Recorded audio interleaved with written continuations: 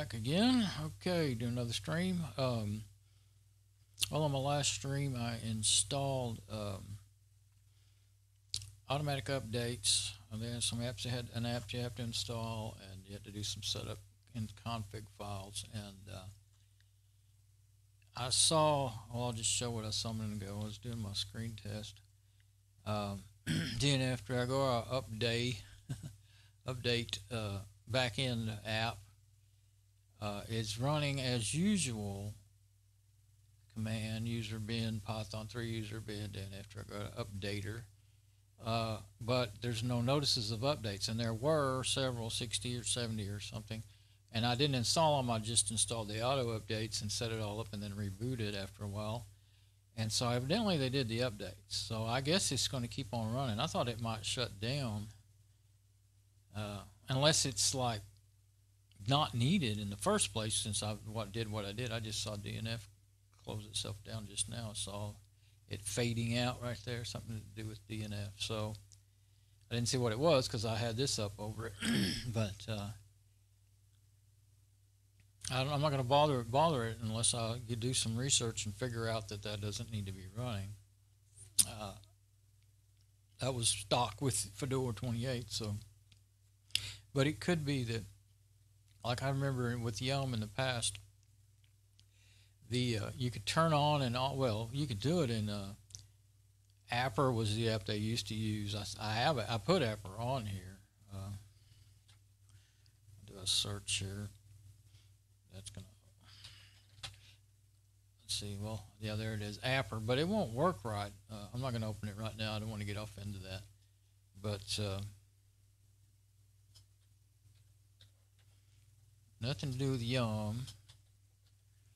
There's dnf-automatic and dnf-automatic updater. That's the defaults, but I can't stand the DNF GUI interface and the terrible search it has, so I tried to try some of the older apps. Software. There's Apper, and it wouldn't work at all. It was like even the window with all the icons weren't even in the window. And I tried software. That's just the name of that one, and it works. But I installed something with it earlier today, and then there's a button on it where you can click after it's installed to say open it up and run it, which there used to be one in Apper too. I don't know. I think the system was already running weird anyway. I don't know what was wrong. But anyway, the system was running bad, and I was trying to run a Fedora Media Writer, and it never did run right. I don't know. I'm not going to try it again right now either because I want to get on to messing with the fans on that Smiley Gateway. I want to do the hardware work so that I can get done what I want to get done with that machine, and then get it out of the way. It's in the way and inside my room here. Get it out in the garage or something, you know. I would put it in the rack, but there's not enough room until I get Mom's out of there. And I can't get Mom's out of there until I get to work on it. So there's so much that needs to be done to everything. It gets really hard to decide what to do when. But anyway, I just wanted to report while I was thinking about it on what happened with that. And let's see. I guess I'll just go over here to camera 2. Where the before I get more sidetracked, where the Smiley Gateway is, and I guess I'll have to show you it small so you'll know what I'm talking about again. Let me get over on the wireless mic. And I see. Oh, okay. Let's see. There we go. Normally I switch. I've gotten in the habit of switching mics on the desktop scene because I can see them both right close to each other, and sometimes I go to where I'm planning on going and switch, and it throws me off because there's, like in this scene, there's a lot more stuff in the audio section, and I'm like, what? I thought the mic SM50 with the mic aux input had moved and shifted again like it does sometimes in the order, but it didn't. So let's see. I guess I will. A lot of times I like to move my laptop back that way, and I can see it just fine when I'm over here at this, this work table, and it's not in my way. If I'm over here, it's in my way. So do that, and here's the Smiley Gateway. Let's see. Now, is that right set up? Yeah, there's the smile. Yeah, I mean, you can't really miss it, can you? But it's got a smile, 2 eyes, a nose, or a whole nose, or whatever. I know they had to do that on purpose. I used to think that, and the funny thing is, I used to think the Dell looked like it was kind of smiling at you, but it doesn't have any eyes. It just has a nose and a mouth. This one has eyes and a nose and a mouth. So I guess that was the thing during this era of single. This is a Celeron 2.8 gigahertz single core. So, and it was Windows XP. Oh yeah, I was wanting to know about that. I even considered, I thought, well, I don't have any kind of Windows on anything. I could actually make one of these machines go ahead and, they've got licenses, keys on them. It just says that designed for Microsoft Windows XP. It doesn't say Home or Pro or what. I guess I have to look at the license to see. Where is it? Oh, there it is. Let's see. It's Home. I would want Pro, and I might have an. I would want, if I was going to do that, I'd want to use Pro because it'll keep getting security updates if you set it up right until 2019. That's only next year now, but I've been doing it for all these years, ever since they quit updating them, supposedly. But I learned something. So I learned how to do that. So you have to make some changes in the registry. But I tried it on Home and Pro, and it only worked on Pro. So I think that's because it's for commercial. WinTerms is what it's for, WinTerms. So if you set it up like it's as a Windows terminal, then it'll get security updates. My virtual XP is a Pro, and my virtual machine, and I do have that. Actually, all I got to do is I installed VirtualBox earlier. Now all I got to do is import it. So really, that's all I need to do to have that. And then I can use it anytime I want without booting up a separate machine. Okay, so this little bad boy has a little problem. That fan right there works perfectly. So can you see anything wrong in that picture? Maybe if we look a little closer. See it now? Oh yeah, see that? You can dial that phone. Yep, completely broken. And when I got it, I almost didn't see it, but it was broken off and in there, wedged in there. The fan, when I turned it on, I think I even turned it on. The fan wouldn't turn anyway, and I had to get it out of there. But it works. It actually seems like the fan itself works fine. But and it's not really noisy, but it does vibrate. And the longer it runs, the more it vibrates. So that's not going to be, acceptable. And it does make a little bit of noise when it vibrates. So, trying to look and see how I have things set up. I don't have my camera in exactly the same place I had last time I did this. Oh, I had it up higher. That's what it was. Because I could see a whole lot of this space right in here. Because I want to know where to put stuff. That's why I'm looking. Let's see. Well, I want that open. And I'll set that there just to have something to set stuff on, as long as they don't turn over. Then I'll get back into my fans again. And my trusty box of fans. Okay, so well, here's the one that came out of that still works, but it makes a little noise. Came out of the yeah, it's the same size. I thought it was. Came out of the IBM. Now that would be a direct replacement. I thought about if I don't want to use it unless I absolutely have to. I thought about taking this one apart and seeing if, you know, if I could just clean up the shaft. And the shaft, you know, it's steel. They're steel, so they're not going to wear as quickly as the. I don't think they're brass bushings. I think they're copper bushings, so that's going to wear probably even faster than brass, I would think. I think copper's a little softer than brass. And so as long as the length, you know, the thickness is the same. Let's see. I think they're no. I think this is. I would have to get. Let's see. There we go. I think they might. Yeah, I think they may be the same thickness. So if the shaft's the same length and same diameter, a lot of ifs there. And it might be. And of course, the magnets are in the blade side, and then the motor is, the windings are in the other side. So, but the magnet, you know, it shouldn't make any difference, I wouldn't think, unless they somehow polarize to each other once they're been run or something. I don't know. I've never tried, even really, you know, never done it. Never done that before. I do have this one that's brand new, and the bolt patterns, yeah, the bolt screw holes are the same, and it would go because see, I was thought about putting it on the IBM, but it has these.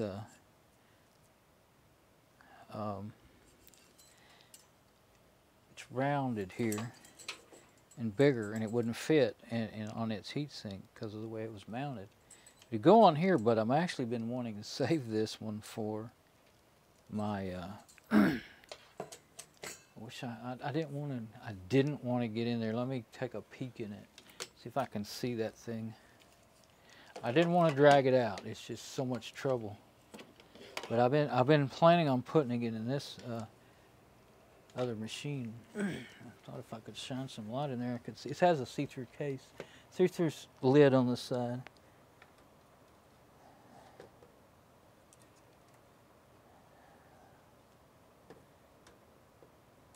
Can't see.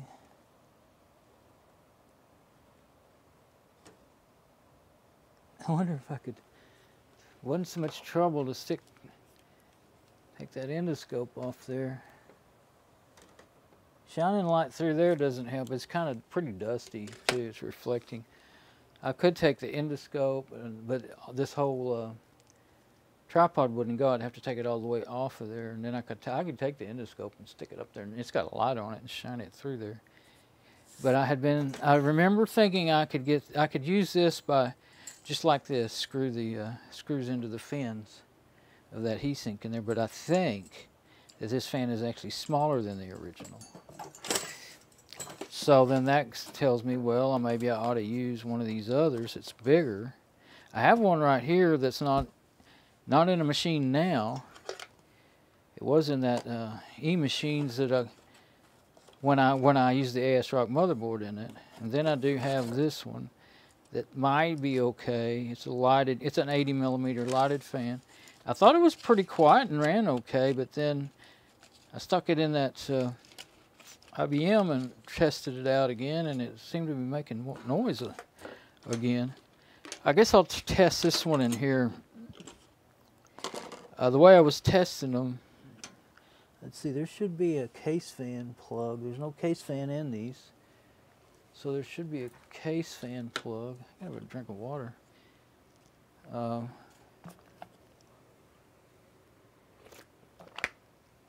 Yeah, I'll leave the endoscope like it is until I figure out what it is I want to do. This one, these are 3 pins. That's it. Like that one new fan's a 4-pin, but that does work. I've researched and figured that out on the IBM, but they say they'll only run at full speed when you do that. But there it is. You can probably see it in the shot I have.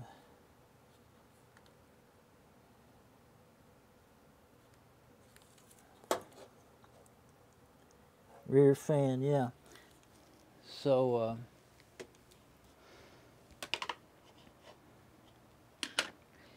it's right there. So yeah, it's actually in the shot. If I was in closer, you could see it real good. But that's the rear fan. It just says rear fan instead of case fan, but you know, doesn't matter how they say it. Let's put it on here one more time and just see. I'll have to get my cord out so I can plug it in. I don't know. This is. I might ought to just put it on the heatsink and see.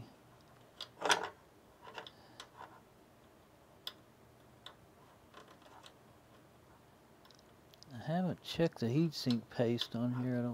I don't know if I have actually.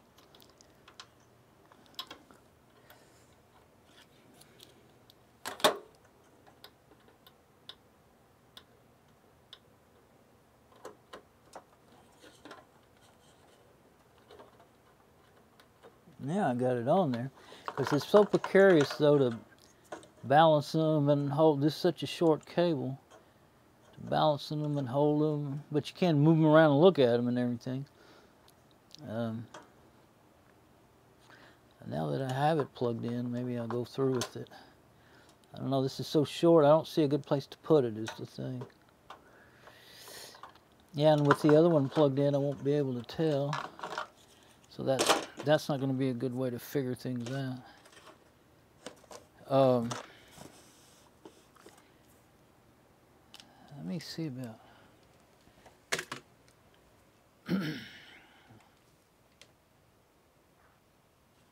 I guess if I would tilt that up a little more. Which way do I need to go? Oops, there we go. If I go any closer, that fan, I mean, it's okay, but it might. Anyway, if I stay any further out, then it's going to get too blurry. And if I go closer, of course, I won't be able to. Could go a little closer, but that's actually a good distance for what I'm trying to do here. So anyway, let's see. How do you get this?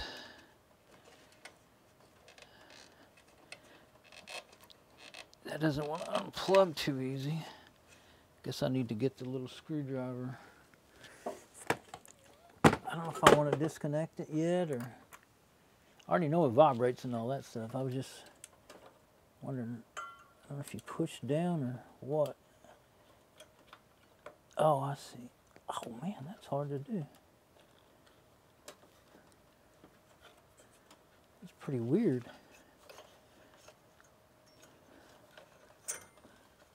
I think what you do, it doesn't let go automatically. It seems to me that it's kind of more conducive to putting it on than taking it off. Let me see about, well, it needs to be unplugged either way, so I'll get the latch to let go of it.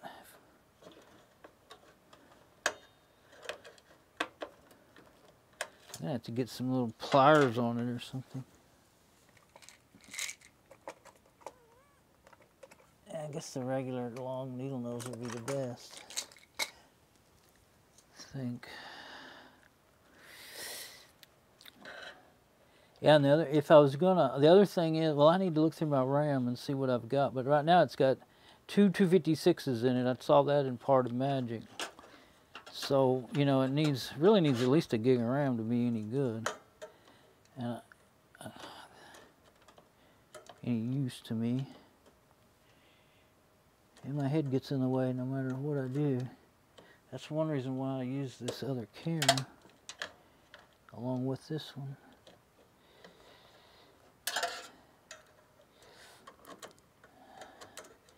And if I try to bring that other camera down lower, there we go, then it's, you know, I mean, I could go a little bit lower, but my head would just actually, instead of going under it, it would hit it.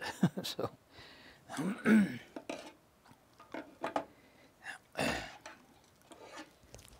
man, I suddenly got so dry in my mouth and throat. Let's see. Well, I got my work pants on. I got a place for my tools.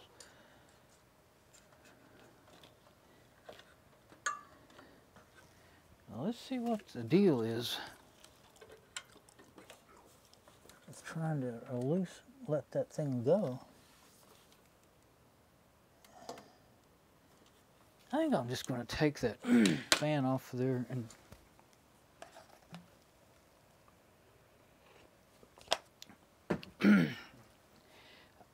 I mean, I was thinking I ought to take the cooler whole thing off to check the CPU paste. I probably did that already, but I don't know for sure.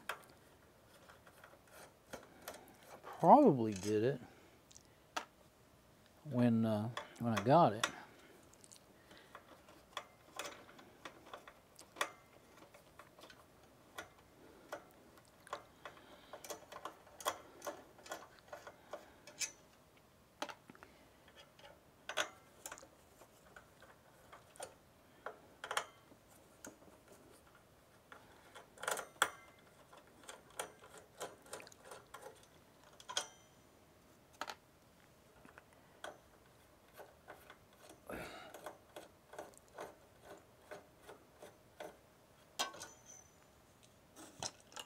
Oh, it's still dirty, even though I'm blowing it out. The heck, I've blown it out as best as I could with it on there. It just, oh, that cooler's dirty, just real dirty.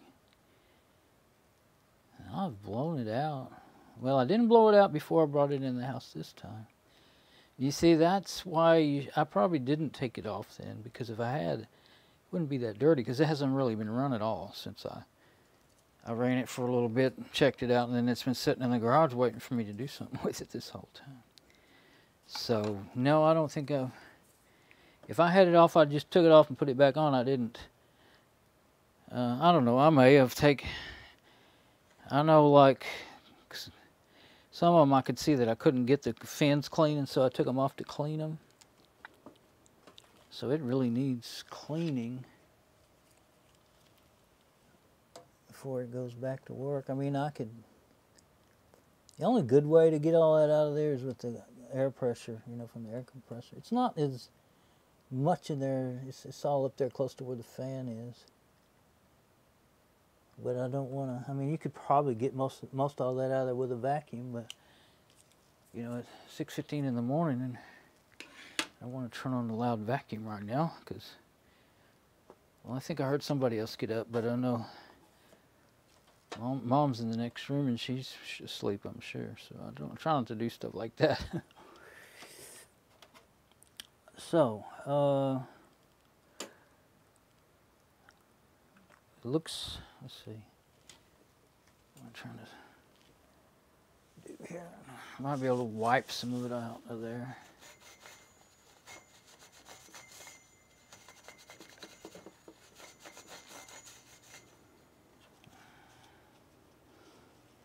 A little bit of it coming out. I'll probably just knock it all down lower into the heat sink.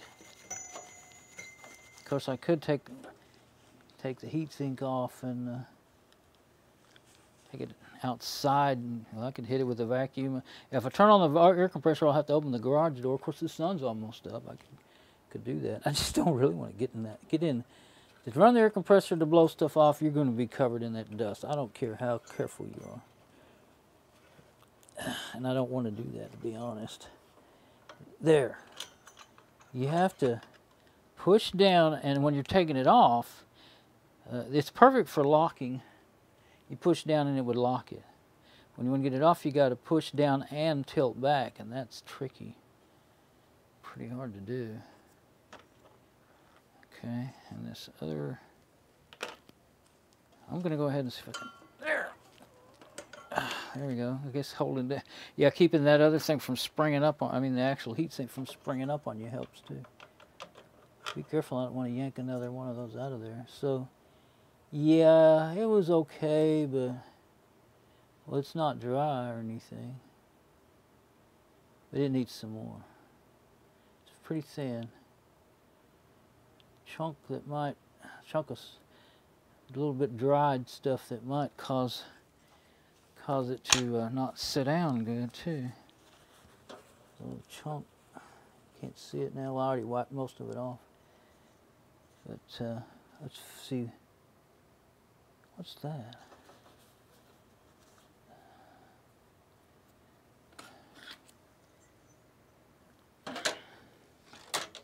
Oh, great. Got heatsink paste all over my magnifying glass. So, I think what I was looking at, oh, it's a hole. That processor has a hole made in it. Huh. I guess it's made in it. I guess it's a flaw or anything. Well, I felt it and I thought it was I could see it and but I couldn't make it out. I thought it might be a chunk of, you know, dirt of some sort. Not dirt, but a chunk of something. There's a hole in it. And I could clean it off and see exactly what the processor is, but actually I got the processor number out of Parted Magic. So, let's see.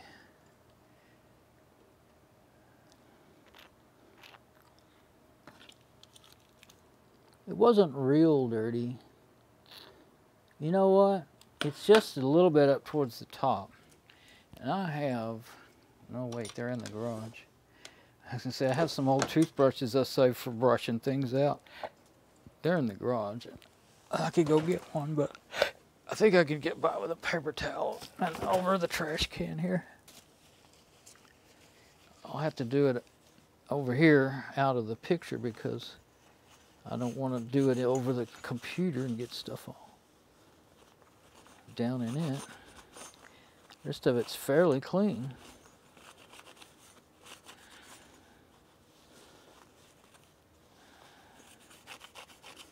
I need to, there we go, take a small screwdriver and just kind of scrape through there.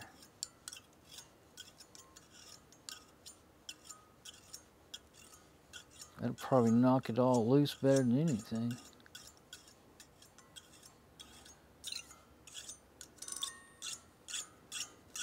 Can you hear that on the mic? You can play music with that.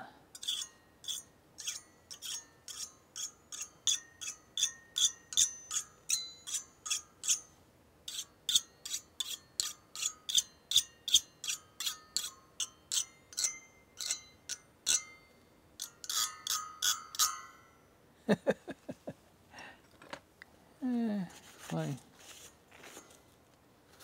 Okay, now let me look through it. Look through those fins with some light there. It's a lot better, isn't it?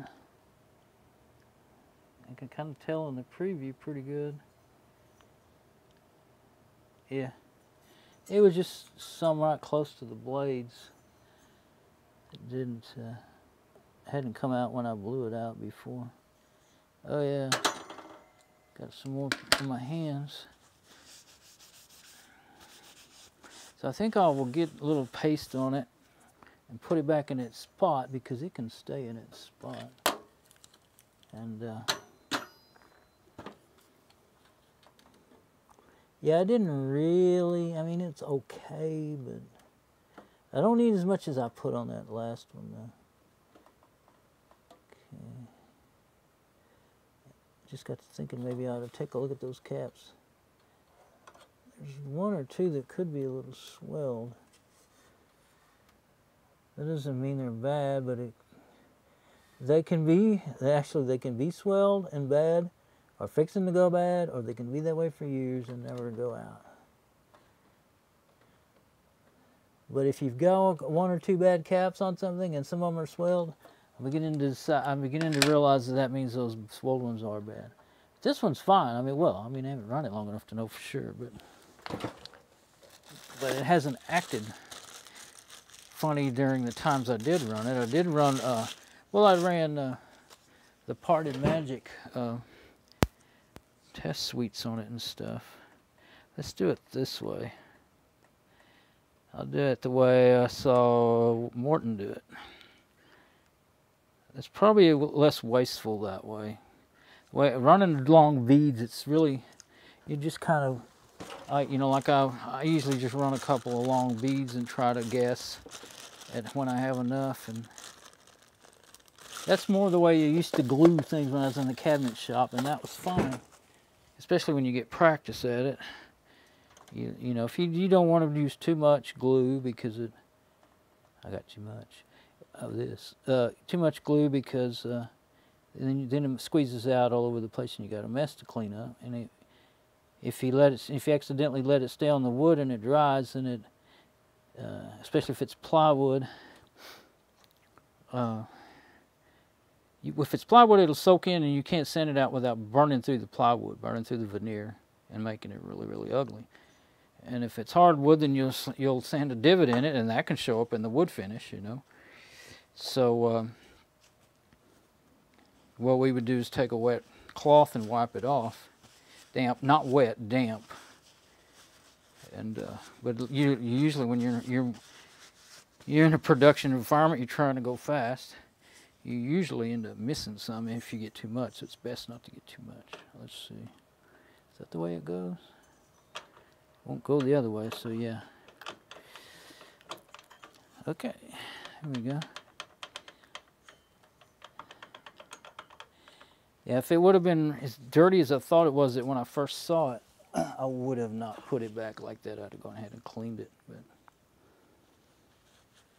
on this old fan, thought I might try to. Well, there's some really stuck-on dirt on those blades. So I'm not going to try to clean it anymore unless I decide I want to take it apart and put a new, you know, that other blade in it. Those are, yeah, I guess they're this one looks to be, they're not, they're the same. They have a look when you look at them side to side. I guess it's because this one has these dividers in it, like it's thinner. But when you stick them edge to edge, they're the same width. But of course the diameter could be different.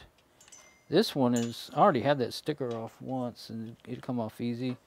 Let's see, yeah, so this one you take that sticker off. But taking them apart and not losing the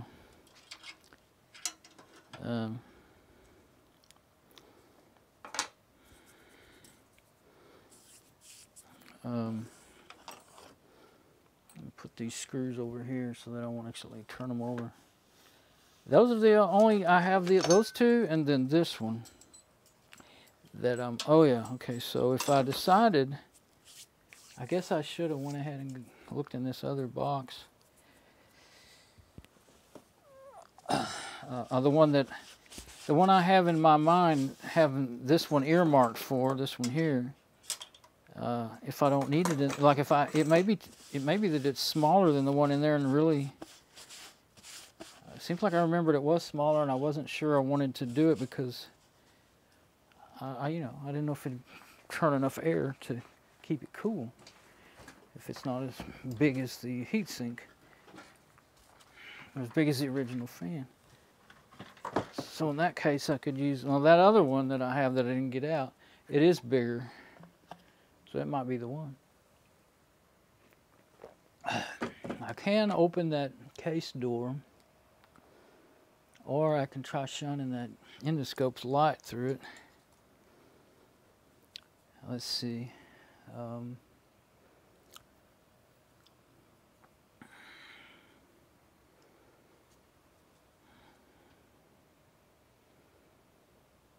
How would I take that out of there? Oh, it's not too hard.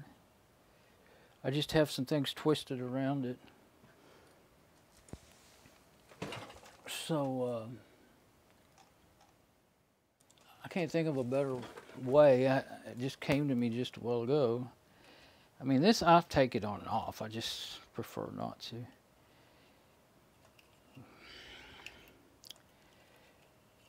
See, it's just like that. Yeah, that was easier than I thought. Okay, so now I can turn on our light, and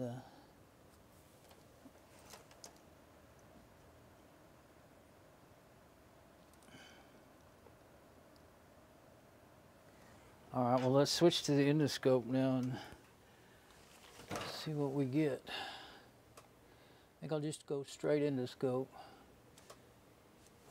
Turn on the light. I've got it up all the way right now. It's probably too much. My chair.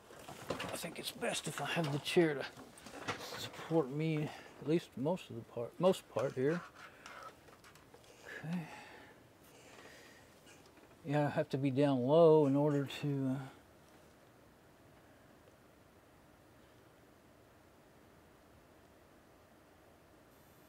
usually there's a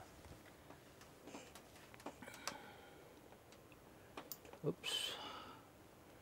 Be careful. You can bend this thing, but you got to be careful overdoing it.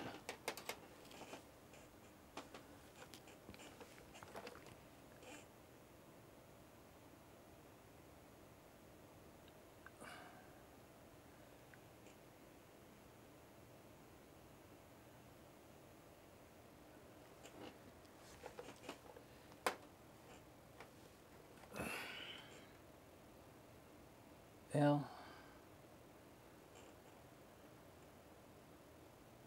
I guess the lights.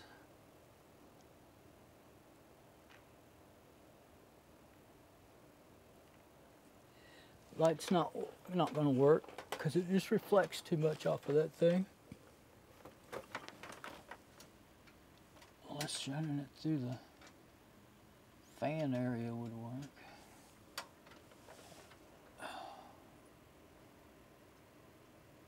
Actually, I bent it so that I could go straight at the glass, but that seems to be...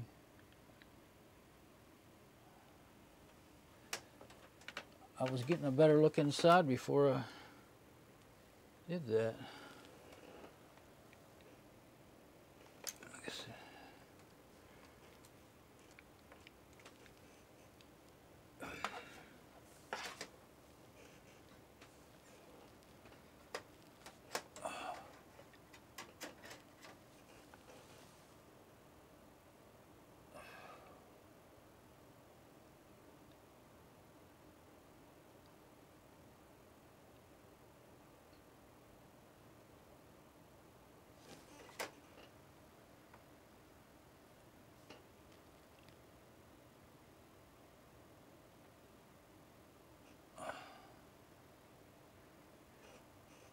Yeah, this is not working, is it?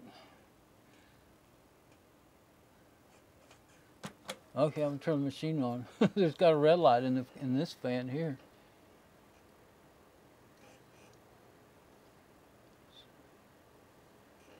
I'm so close to it you can't really see it, but it should make some light inside of there.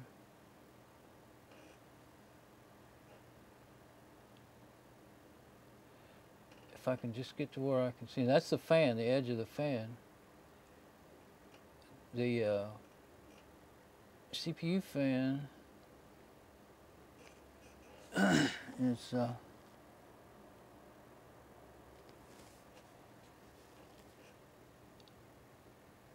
I've turned it a little bit with that light along with the light of the endoscope. Now it's kind of working.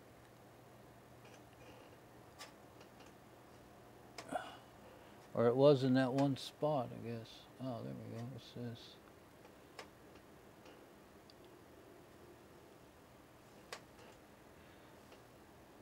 I think my big problem is the fans are just parallel to each other.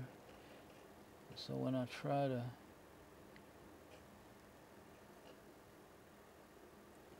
look at the CPU fan,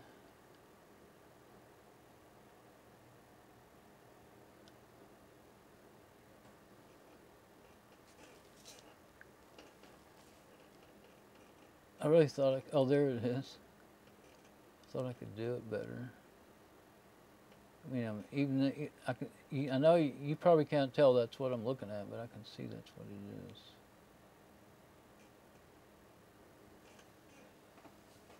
Maybe they're not parallel after all. Maybe I just didn't remember where it was in there. 'Cause that's more towards the back than this fan a little bit.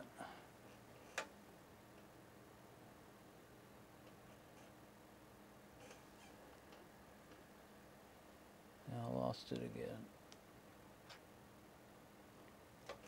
Yes, I know. This is much more trouble than opening the door, but at least so far I haven't got dust in my face. That's why I didn't want to do it. Well, I better turn it off.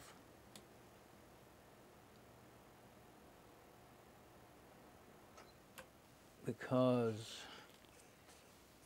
if I dare open that with that fan blowing, then I will have dust in my face. I don't think I can get to it. Maybe if I move my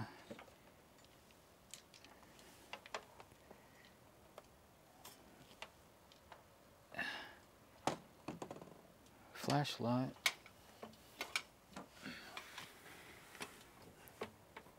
Oh, it's screwed on there. Yeah. Well, I shouldn't have been, I don't know that I was being lazy. I really just haven't been feeling well. I started to say I shouldn't have been lazy, but I wasn't being lazy because I was all set to do it the other day, and I started feeling bad. I wonder if that'll work. Hey, that might work.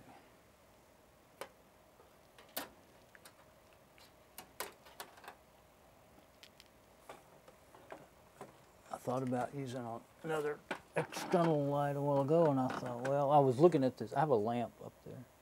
I was thinking about using it, but I thought, no, that'll just blind the camera. There it is. But, well, my little light, built-in light, is causing more harm than good now. Okay. Okay, now I had it.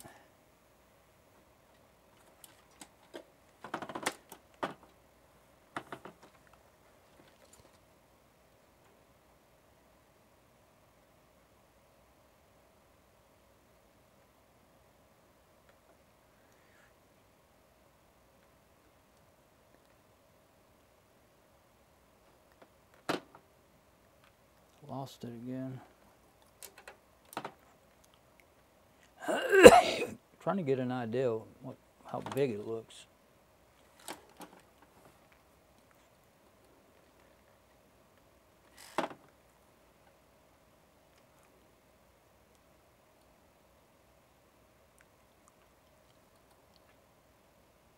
Well, that is what an endoscope is for, but you usually don't look through a plexiglass.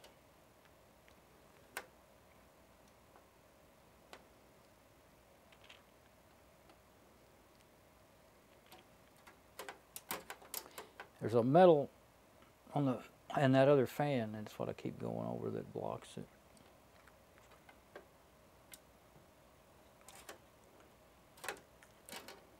I think I was right to start with. I think they are more parallel than like I thought. Because every time I try to get near it, where I can see it, I run right into that metal thing. It's not just a decoration. I start to say a decoration. It's what gives you something to hook that other fan onto.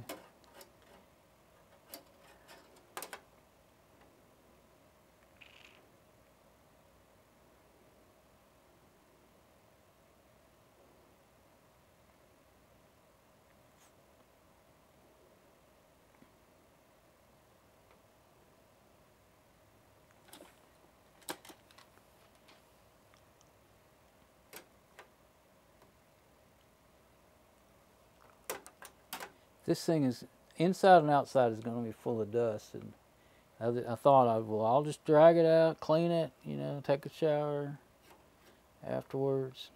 If I'm going to get into a lot of dust, I try to do it not long before my shower, which actually that's what time it is now, but I wasn't really feeling like I wanted to tackle it.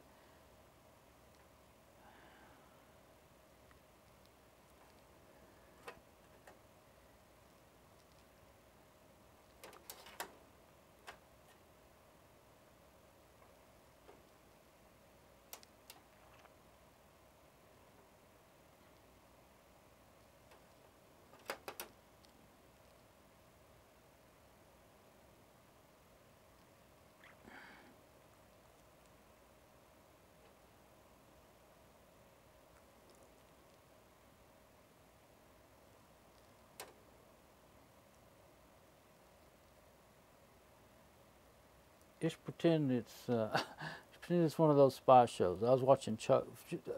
Remember the TV show Chuck? It was on Amazon. I was watching the first 2 episodes last night. So pretend we're breaking into this top secret computer. First we gotta look inside, you know, to see if it's gonna blow up in our face with our whatever I call this camera. Top secret camera. Can't tell you what it is.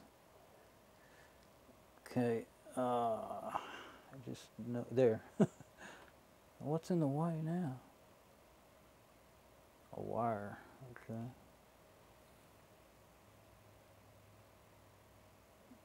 Boy, you could just almost see the label. I don't know if it'd tell you the size, but this scope, just when I got it right at the right angle where I could see it pretty good, the scope started, cable started bending on me.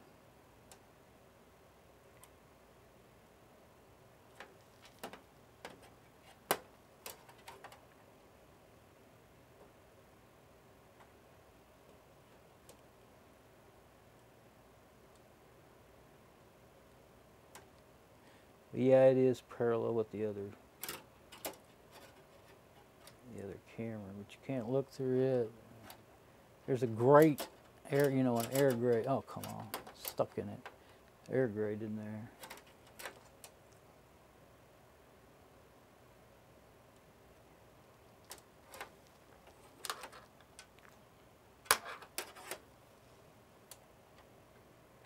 Yes, this is absolutely beyond ridiculous. Then why am I still doing it? I don't know, I guess it's the challenge. It's kind of like one of those things, cranes, where you try to pick up a stuffed animal, you know, for your girlfriend or your little girl or something. And you just about get it and it drops it. You just about get it and it drops it.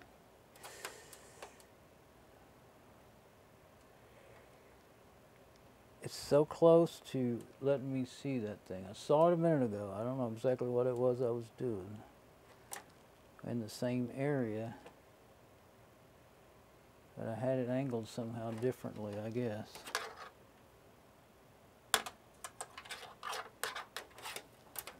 Like I said, it was the way I had it that was working. All of a sudden the cable bent on me and it wouldn't go. Now I don't know where I had it. It's somewhat stiff, but it's pretty flexible too, so.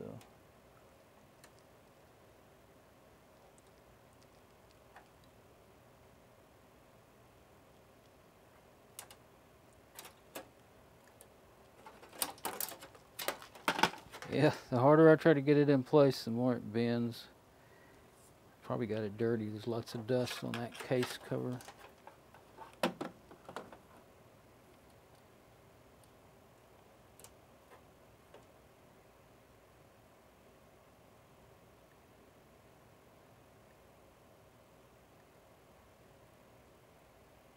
Oh. Yeah, so it's not parallel with it. I just thought it was.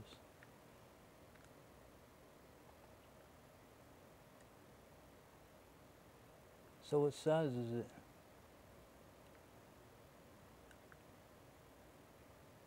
I don't know. I mean, I can't tell. Oops, now it went black. I think there's something in the way when I move that way.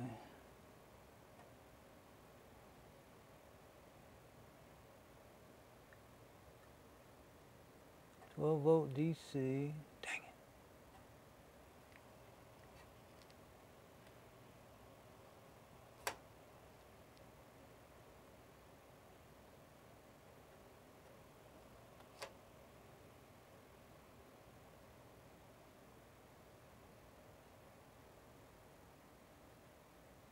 Toy Soul, but in the bottom I can't read. But it's not going to say what size it is on there. Trying to get it to where got more things, cables in front of my light, cables in the machine.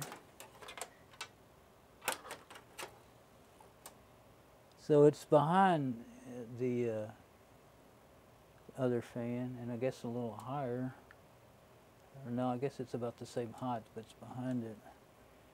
It's really weird. It's disorienting to try to figure out which way to move the endoscope when you find something to get it, to get it more in.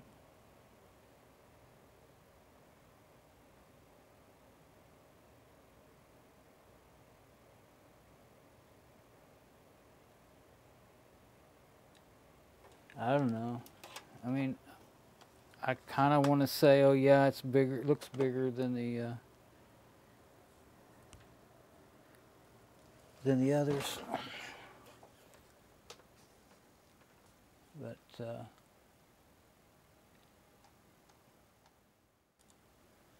I don't know.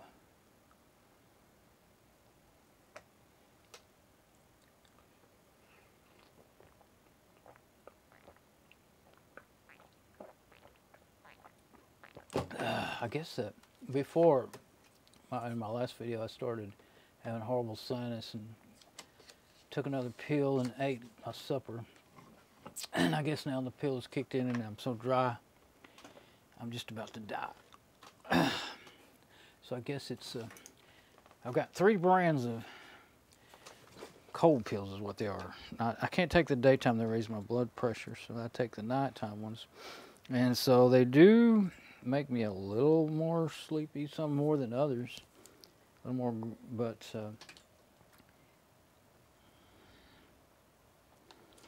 I'm going to put this endoscope back on the tripod.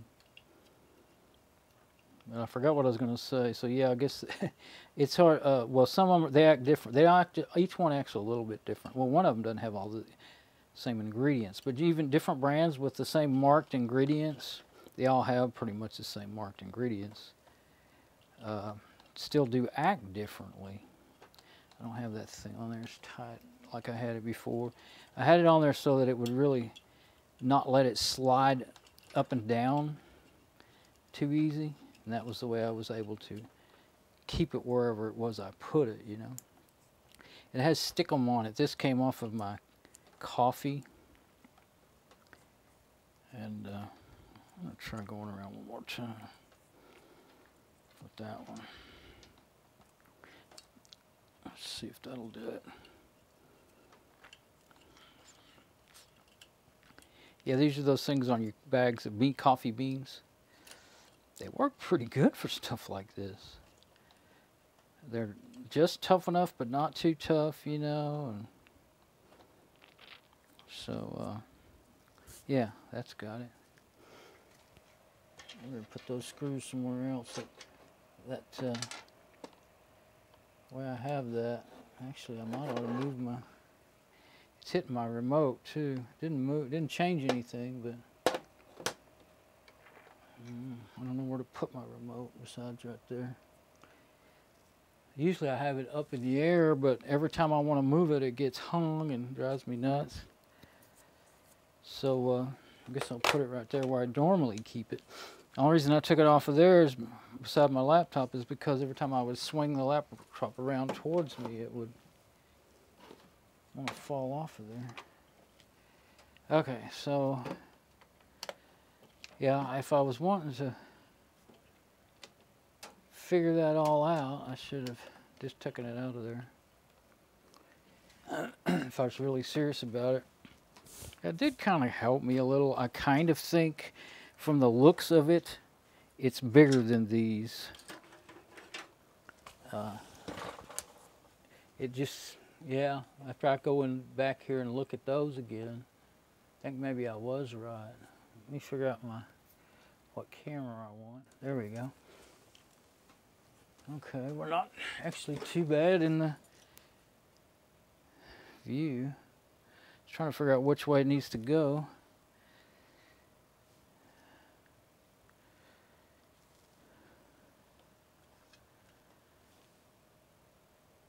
Oops. Yeah, that's good, I think. Okay, so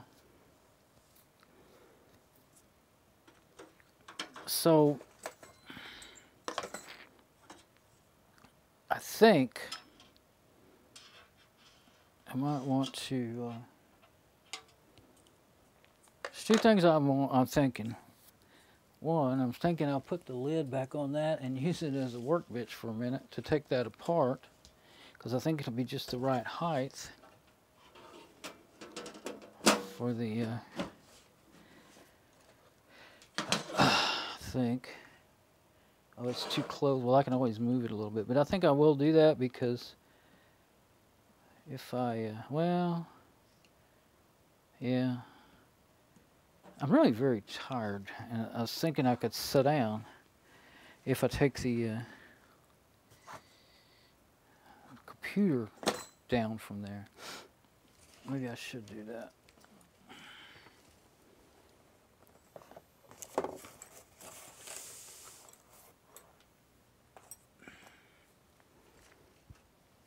Computer's kind of heavy, but not that bad. If I can figure out which way's top and which way's bottom. Yeah, because I'm just realizing I'm tired enough. I'm really not feeling real steady with my feet. That means I'm getting, if I don't pace myself, I will suddenly just not be able to go on. Okay, so now I think I'll pull that a little closer to where I'm at. Let's see. Oh, I can do that by popping this down. There. If you extend that too much, that cable, then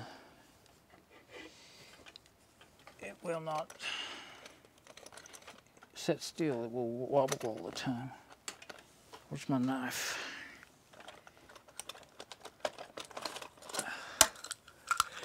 I've already took this apart once.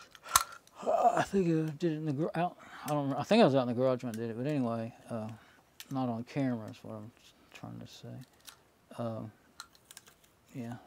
Yeah, I did, because I remember leaving the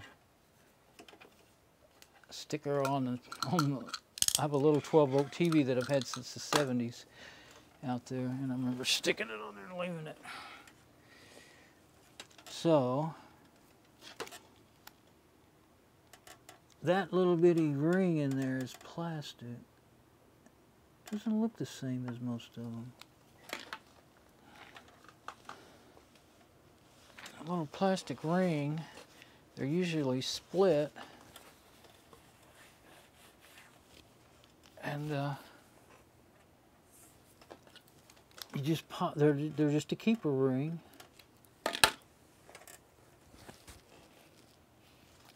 I guess if I made the preview full screen, I might be able to see something in my preview.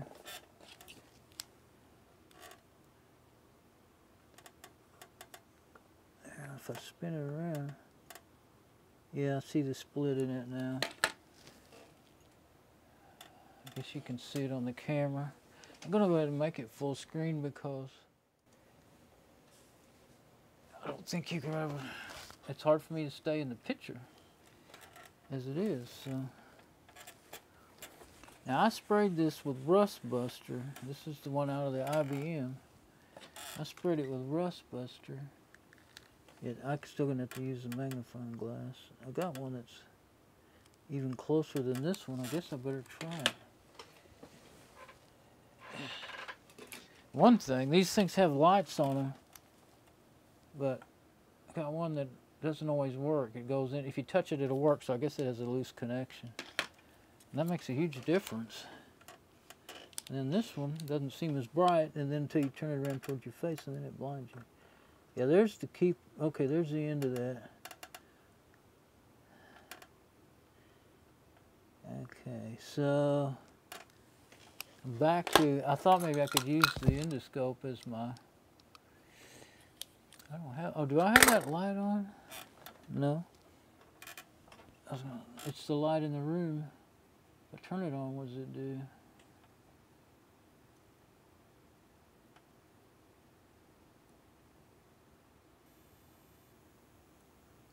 It takes longer. I don't think it helps.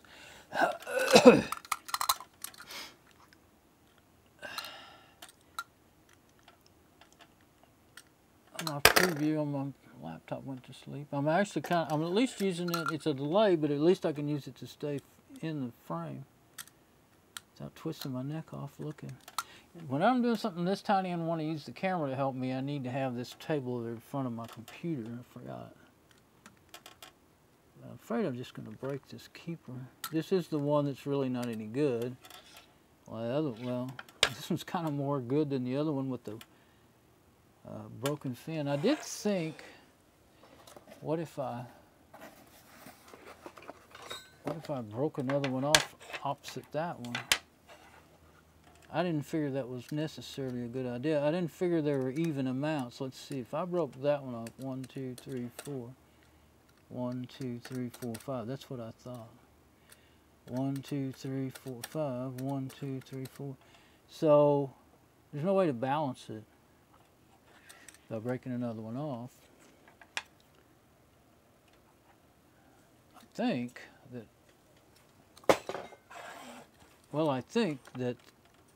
I can't see right now, and I'm really not going to be able to do it if I can't even see what I'm doing. And like I said, I'm tired. When I try to do something that intricate, I feel like sometimes I'll shake so much I can't do anything, you know, start shaking. I feel like I'm about ready to do that, so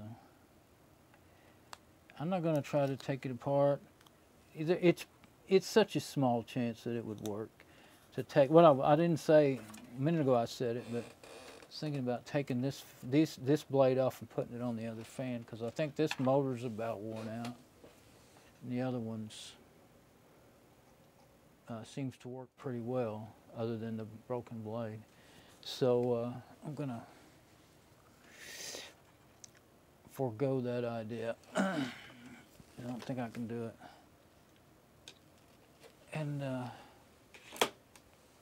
right now, I may do it some other time. When I say that, I usually don't get around to doing those things, but oh well. It's all right. It's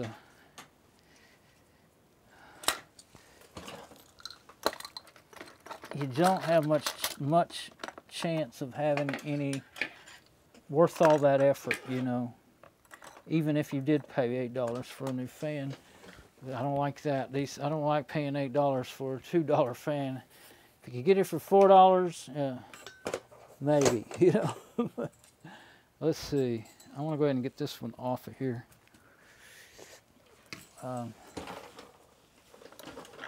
And then I'll get the computer. I'm just going to put this one on it. I think it'll work okay. And screws are over there. So I'll go ahead and go back to the dual view. And I'll put this new one on there. I can always take it back off. Will I do it? I don't know.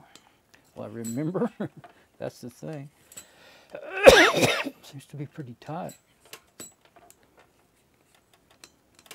This screwdriver is not getting a hold of the...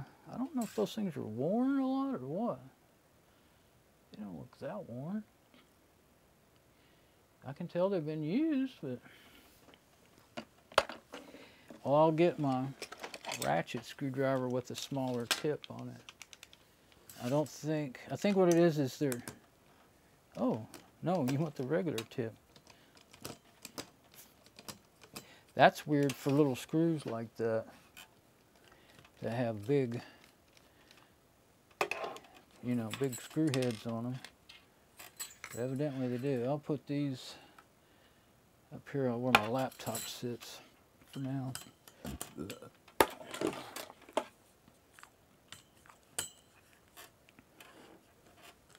But yeah, the regular size is biting it. And it's not really super easy to get them out of there at that with that big old screwdriver. I love that little skinny, tall, long screwdriver, but if the screw's tight at all, you don't have enough torque in a small diameter handle like you do in a big diameter handle. This one's got a good torque. It's a really good size, but it's also heavy, unwieldy. Magnet's not real good in it, so it never will pull the screws out of their places. And it's really easy to break small screws and stuff with it, or strip out, generally strip out the hole they're going into. You know. Now these screws are probably the ones that are good for going into the aluminum fins. I'll just see which ones. Well, the other ones have already been into that heat sink, though. Yeah, those would probably be the ones. But here's the, this is brand new. I bought it years ago, but it's brand new. And it's so thin. I can't imagine what kind of a low-powered processor it would really work on. I mean, it might be one they were on sale for $4.50. It still has its original. Well, look how small that processor must have been. If that's that outline thing, and then that white in the middle is the CPU paste, it must have been, I don't know what it was for. I can't remember, it's been too long. But there wasn't no picture of it, just a description and the price, and so that told me right there, but I got it anyway. That told me I probably shouldn't. These other ones are not pointy. Oh, I think these are bigger diameter. Yeah, the ones that came out of, they're shorter. The ones that came out of that heat sink are shorter. Maybe they're not shorter. No, they're not. I couldn't tell that. To me, they're the same length, but they do look smaller, don't they? Only won't know until I try it out. I'll keep them separate. I keep them separated, and get.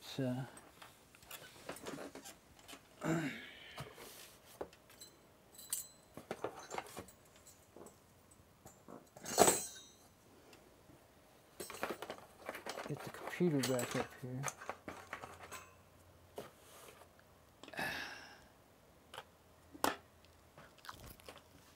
I've got laid my rag down a minute ago and didn't realize that it was still around. I hadn't used it up yet. Okay, computer. Oh, it's getting heavier now. Okay. Oh, I'll have to bring this up again. There we go.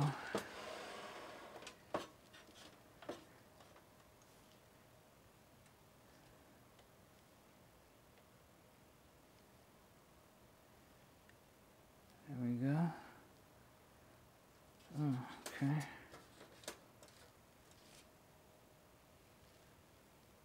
There. Now, that's just been sitting there waiting for a fan. I think before I screw it down, I'll try to get it hooked, make sure it'll hook up. And yeah, I want to look at that RAM too. See if I have more RAM that'll fit it.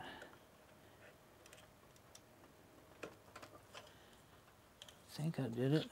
You can't, I know I can't, you can't see what I'm doing over there, but yeah. So it's a 4-pin, a newer model, but they work. They say they just run full blast all the time. So yeah, I'll turn it so the wire doesn't hang over the RAM and drive me nuts when I'm trying to get the RAM in and out. Yeah, that'll work. Okay, now another drink, I think.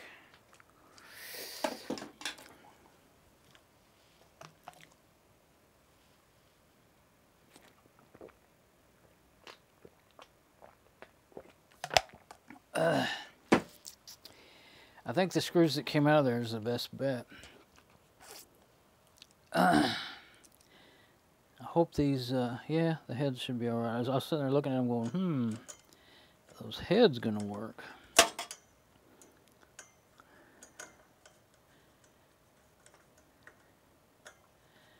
wonder if those screws have,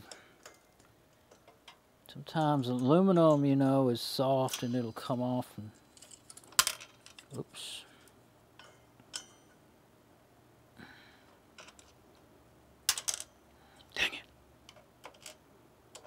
I'm losing the, well, it's all right, but it's not as good as it used to be, the magnetism. No, there's not any aluminum on there. Okay. I'm going to try this one in a different spot. Yeah, they line up.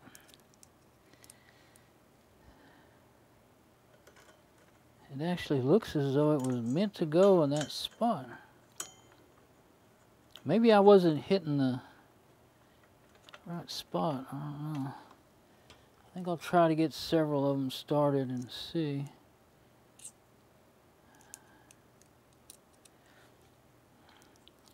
Trying to get it on the screw, and then it doesn't quite have the magnetism to hold it, but you know, up in the air, dangling in the air. I don't want to force it too much. And strip that, mess up those threads that are already made in there.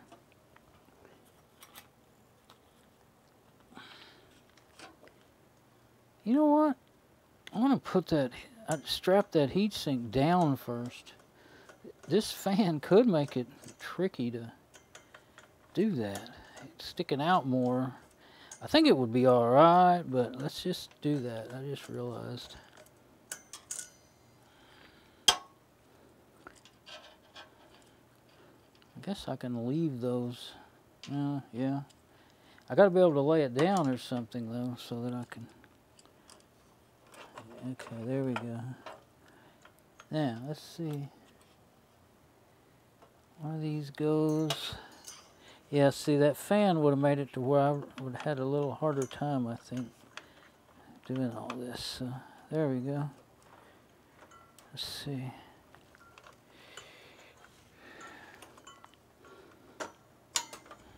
That one went. Okay. And that's how they were, so I think that's probably a good idea, one on either side.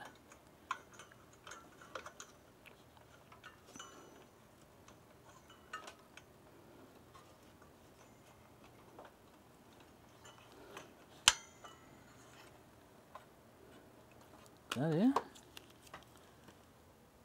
Yep.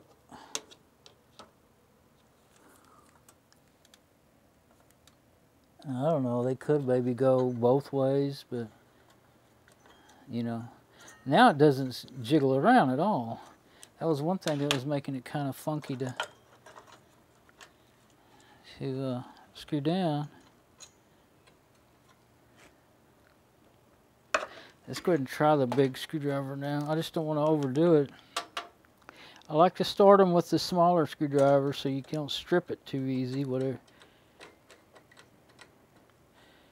And then if you want to turn them, you know, on down with a bigger screwdriver, that's fine. I just was surprised that they were given that much resistance from the start when they've already been in there. But these are the ones that came out of it.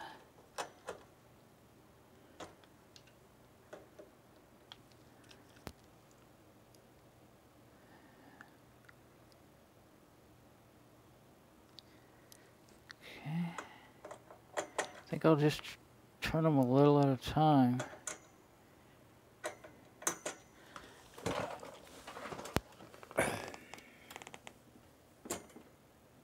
Work my way around it. We'll pretend we're tightening head bolts.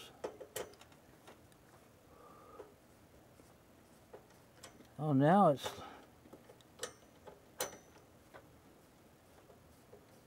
After it broke through there, now they're turning real easy. Okay, yeah, I was afraid that that was actually a bad sign. But they broke through and they were tightening real easy. I don't think they, I think what they did is this thread didn't, you know, it's just, it's basically kind of like self-tapping screws without the drill on the end. I'm just barely turning with this big old screwdriver, just my finger and my thumb. And I'll bet you, because I want to strip those out. Because aluminum is easy to strip out, but I'll bet you that'll be tight enough that I can hardly even get them. Can't turn them anymore, and can't hardly get them off either. They don't want to come off either. So that's, you just can't believe how much tighter you get with the finger, one finger and your thumb. If you grab a hold of it like that, you'll break it. Because you just, you know, at least that's my way of metering myself. That's my torque wrench. So, and it's worked good for me since I learned it back in the,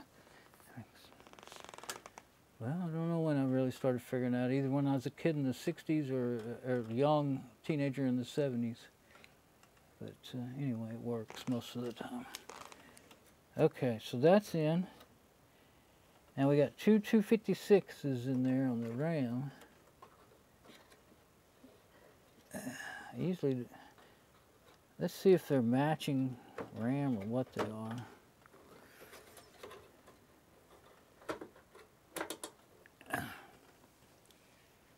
Let's see if we can do something different with our camera. I'll be able to. There's a RAM right there.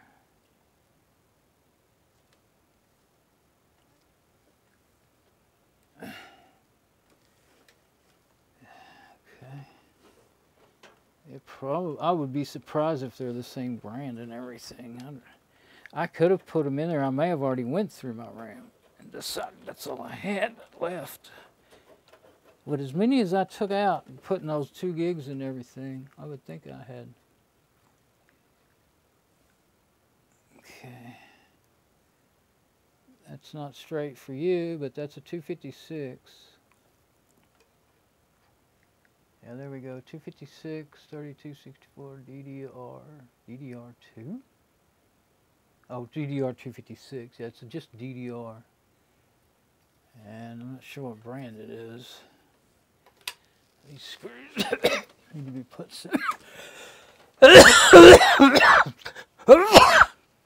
somewhere. I'm going to put them in this jar all by themselves for right now until I decide that they need to go in the bulk screw bin. Okay.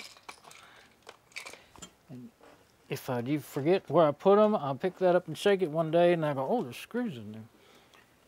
Okay, so this is just a 256.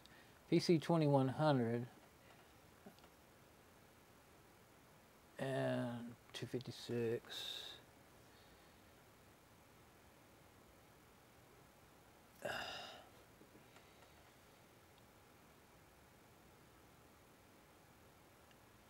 That gun, hold still. I don't know what brand it is. Sometimes the chip will tell you if you can't tell by a sticker or something.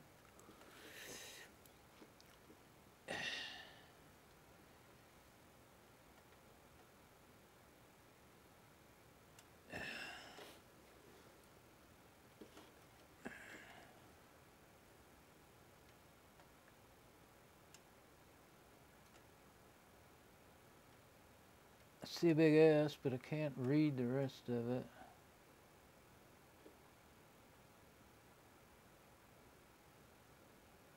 So, I don't know. It's not important, I mean, really, because whatever it is, I mean, if they're both PC2100, that would matter.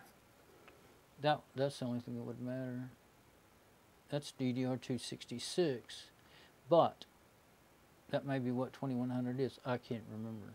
So it's 266 megahertz, but PC2100 is sort of like a model number or something that they put on the RAM. It's not the megahertz, the speed, you know. So, yeah, I knew I had more RAM. There's a couple laying here. top, those are probably DDR2. I want to guess they're DDR2.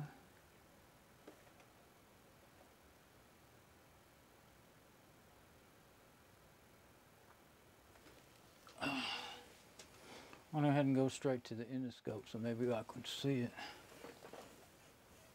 There we go. Now maybe I can read it.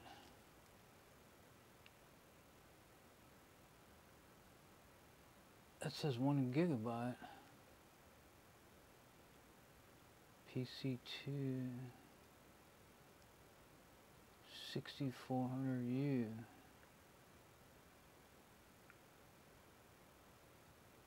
A gigabyte. Oh, it came out of the E machines. Two 1 gigabytes? But I'm pretty sure it won't work in this machine. I think this is DDR2. You can tell right quick by laying up next to each other. Yeah. There's the old one on the top, and the new and the other one. See, the deals don't match up. So that's DDR, the green one, and the blue one is DDR2. So I didn't know I had two 1 gig sticks. Now that's why they're not in use though. It's because, well, I took that machine apart. This was in the ASRock motherboard. What I thought though is that, well, I guess I did have 2 gig of RAM in there. I was thinking I only had 1 gig of RAM in that machine. Oh, I'm getting them all mixed up. Better do that.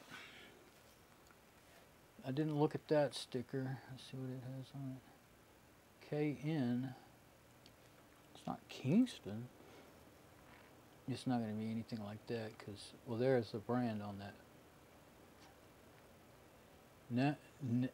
Namya? Something. Okay, so there's 2 gig of DDR2. Not the worst thing ever. Oh, now here's some of that RAM that I took out of those. This is all going to be, what is this going to be? 512 megabyte.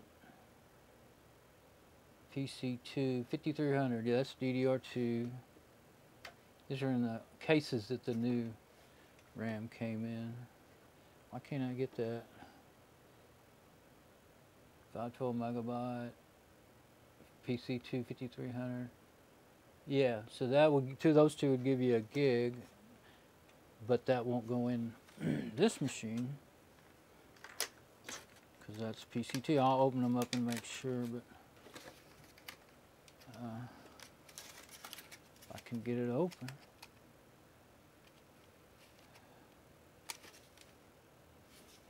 I wrote on the back, use memory. That's why I put them in here, is because it would protect them, but those little covers are hard to get open. I mean, they don't just snap on the ends, they snap everywhere. So, here's one of them, and then here's one of the ones I pulled out of the machine. Yep. I can't find the slot. Oh, I was right on it. Wait. What am I looking at here?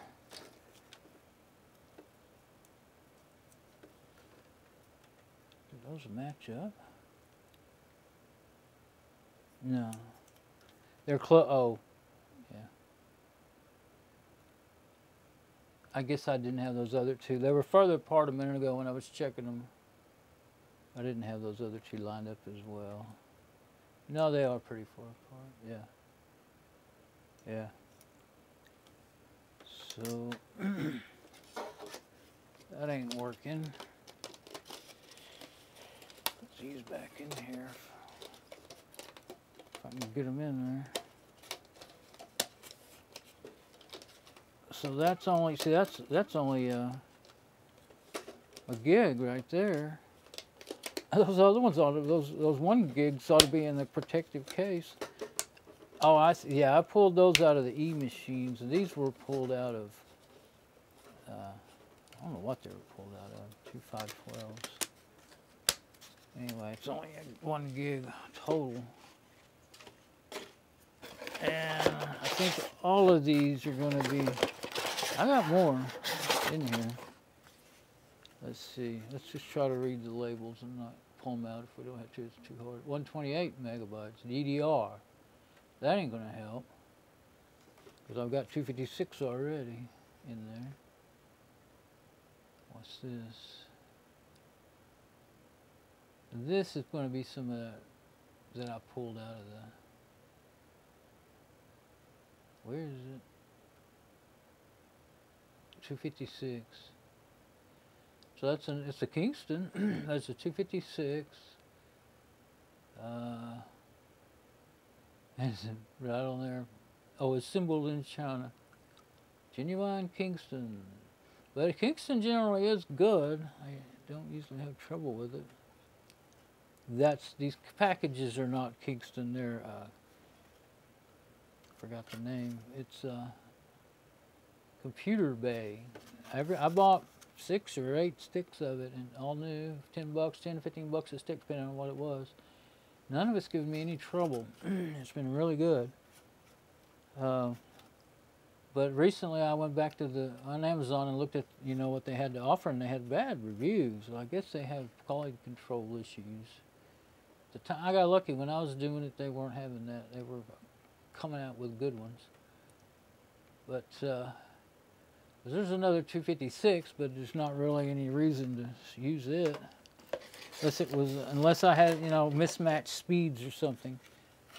I think I already went through these, and those two are matched. I'm kind of thinking. PC2700, that is 256, PC2700.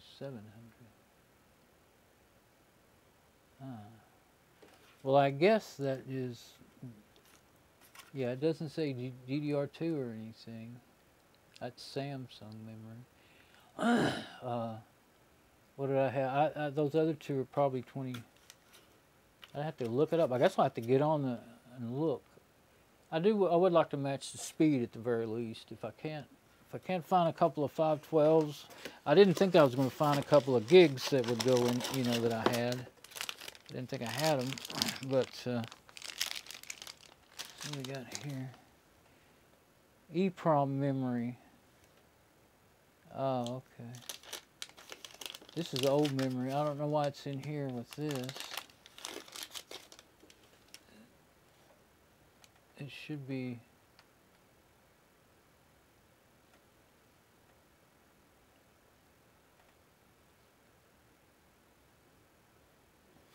It should be out there in the box with all the other old memory. I think that's IBM. Yep, IBM EEPROM. Don't know how much. Oh, there we go. There's some tape on it, so it was. I write notes when I figure things out. SG61. I don't know if I can remember. I don't think it can be read under here. Sometimes under the right light, I can read my little notes. It just says EEPROM. Looks like all it says is EEPROM. I guess I just had forgotten what it was and got it mixed. Probably LG Semiconductor. It says on the. No, LG made stuff that long ago. Did you? Back in EEPROM days? Anyway, it's in a static bag. So I must have thought it was pretty good. I've got some laptop memory there too. And that's whatever the original memory. Oh yeah, I replaced the memory in, it's 2 sticks. They're probably like 256s or something, or maybe 512s. Yeah, probably 512s. I guess I could look. 256s. There's 2 256s, I guess, in there. I replaced the memory in the, I guess it was that Acer laptop, and upgraded it to more memory. I think it's, I don't know what it's got, 1 or 2 gigs. Okay, now this is probably DDR. 256 megabytes again. And let's see if it tells. PC2100, okay. But is there a sticker on it or some writing on it? No. So it might, oh, there's tape on it. It may be throwing errors or something. I don't throw it away usually. I usually keep it and write notes on it. Sometimes I get desperate and use it, or some memory, some of the older memory was so particular it would work in some machines and not others. It's got something written on it, on tape, so usually I write on it when there's a problem of some sort, or, well, not always. Yeah, I can't read it. Sometimes I can peel it off and read it, but I'm not gonna. The other two were working good. I ran a benchmark test and had no trouble, so I'm not going to replace them unless I got bigger memory sticks. I'm going to replace them with something that's basically the same thing. Even if those weren't matched, they'll just run at the same speed. There's a 512. 266 DDR. There we go. Now, is this my old bad one out of... I had one. I don't know if it's... Where's the brand on that? I had one that was throwing errors badly, but it was Tiger Direct brand, and it was lifetime warranty. And I tried to get them to replace it, and all they did was give me the runaround until I quit messing with them, just like they wanted. Kept telling me to call somebody, and I didn't have time, didn't want to do it, and then finally after a while they just quit answering my emails. I kept just saying, well, it's lifetime memory, just send me another one. I don't care what brand, Ultra.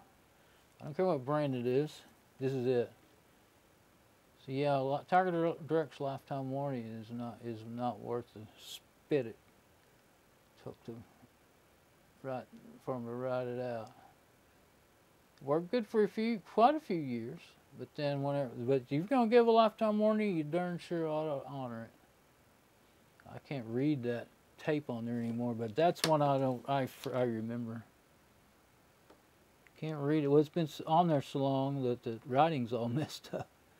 I think it says gives errors. I think that's what I almost remember what I wrote on it. So I don't know why it's in. Well, that one has tape on it too, so they're in a plastic bag with notes on them. The other one probably throws errors too. So there we go. I don't have anything that I kind of want to put those 1 gig sticks in there because that one's got something written on it too. Let's see what it has on it. Yeah, I've got those 2 1 gig sticks that could stand protecting.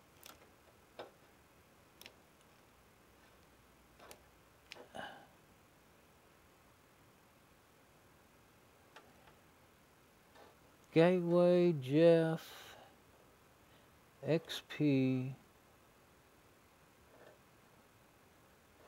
333 something BIOS, in BIOS, Celeron 2.8 gigahertz. It came out of this machine. 333, I guess 333 speed or megahertz, 333 megahertz in BIOS.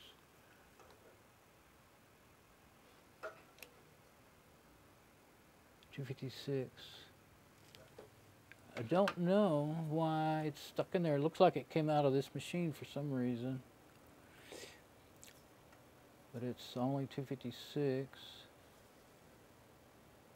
2700. Maybe I took it out because I didn't have another matching speed. 2100 and 266. What's this other one? 2700. I'm gonna have to look up those speeds. I just don't know. So what I'm gonna do is put these two 1 gig sticks in this case, plastic protection case, and I'll look up these others.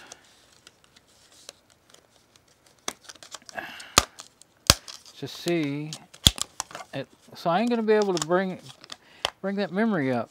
I just don't. It's only got 2 memory slots. The only way I could bring it up is if I were to, without buying more memory, is to rob the 2 1 gig sticks out of one of these other machines that has the same type of memory, and then one that has like 4 slots. But then, let's see. But even if I had 4 256s in there, I'd still only have 2 gig of RAM, right? I mean 1 gig of RAM. 512, that'd only be 1 gig of RAM. So instead of 2 gig, what I have in them now. So I don't like that proposition at all. Okay. So, unless I want to spend some money on this old thing, it ain't going to have enough RAM to be, you know, good with any Fedora. I was thinking about putting Fedora server on it. You're going to run Fedora server on 512 megabyte of RAM. So let me get over here on the machine, and my preview on my internet preview is still showing RAM sticks. So I don't know how far behind things are. I don't know what that means. Maybe that just means that OBS Studio is caching to keep the stream from lagging. We'll see how that would work. But anyway, let's go to the desktop. Get me a switch. And I'll get me another drink of water. Man, I didn't fill my cup all the way up. I thought I had plenty of water. I'm almost drank it all.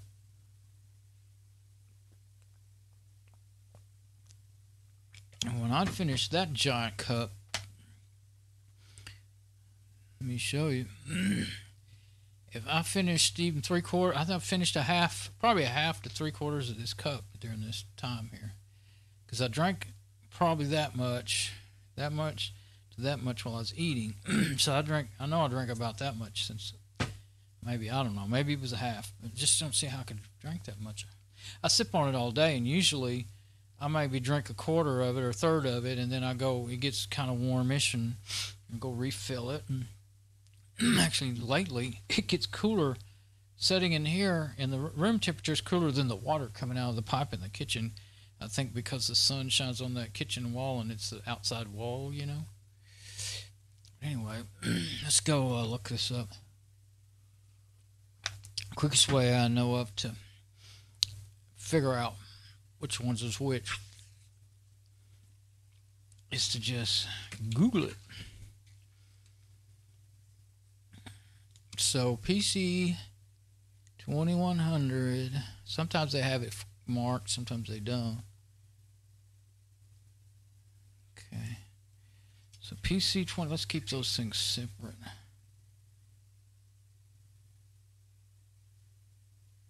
I've written on there that it was 333 in BIOS. I think 333 megahertz is what I'm saying there. And okay, let me check my sound now. Yeah, now my preview's up with what I'm doing. Okay, let's see.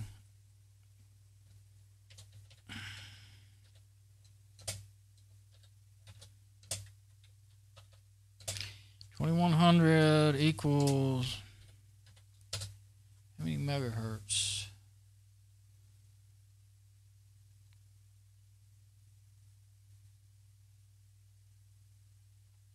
Let's see. Okay. I think that's it right there. The new DDR SRAM transfers data on both The rising and falling edge of the clock. PC21100 is a common name for JDEC specification for the DDR, which runs at 133 megahertz bus speed. 226 double data rate. Oh, that's where they get the 226. Okay, so they're the same. I mean 266. 266 is what's marked on this other one.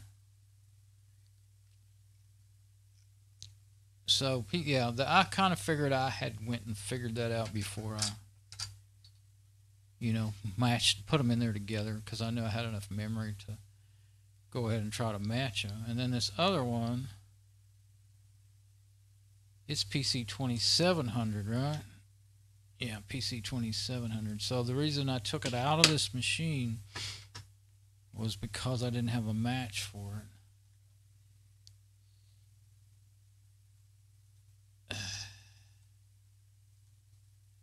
Wait.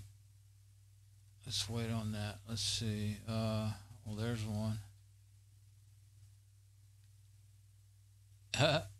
Oh, eBay. I hate eBay. I won't even look. Amazon. Oh, there's Kingston. Yeah, let's see what it costs. This is exactly what I was buying. 2 gigabyte kit on Amazon. Do that too.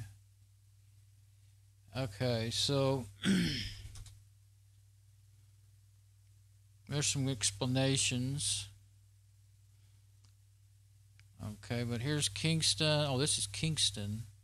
$825, but $549 shipping. Okay, forget that. Here, I thought I saw some. What's this? That's for Dell PowerEdge servers. I mean, we don't want that. Actually, we'd want PC2700. I guess I couldn't be pretty certain. I mean, I'd still want to look, but I could be pretty certain it would handle it. But that's too much too. That's $19.99 plus $448 shipping. I could go look at the. That's Amazon too. I just need to go look at that.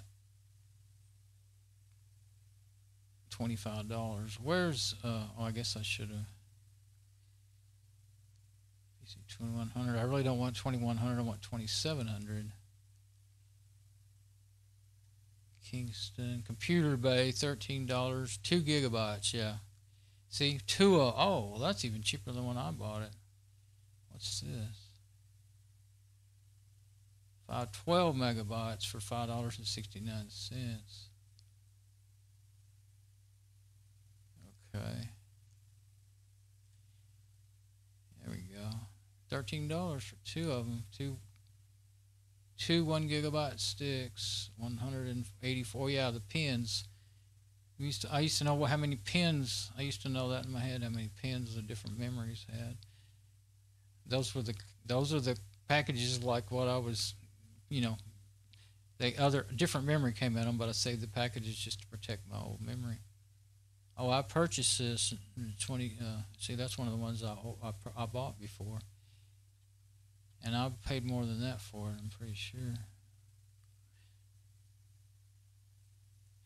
I didn't know if I want. Oh, I got to log in and all that stuff. Yeah, I don't know what it's going to show about my account, but I think I paid about $10 each stick. Or maybe not. Maybe I did pay $13 or $15 for both sticks of this stuff here. Okay, so let's see. It still has good reviews. Seems pretty good. I was looking at different memory when I saw some bad reviews, so maybe some memory gets really good reviews. Maybe it was made a long time ago and it's still good, and some doesn't. But how many megahertz is it? 266. 266, yeah. So I'm going to do this. I want to bookmark all this.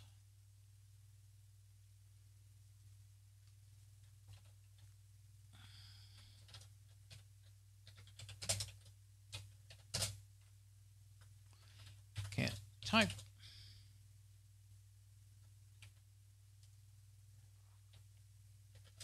266 megahertz. There we go.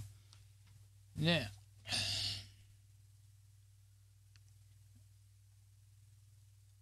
okay. Well, there you go. That is some that I bought before, and so yeah, for $13 I could bring it. If I really wanted to use it for a server or something like that, then I could bring it on up to 2 gig. And I'm sure I would have to do some research, some motherboard to make sure. I also bought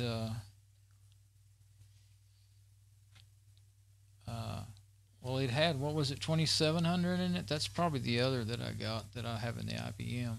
The IBM was the only one that could handle that, the 2700 at the time when I bought it. Yeah, so 2700.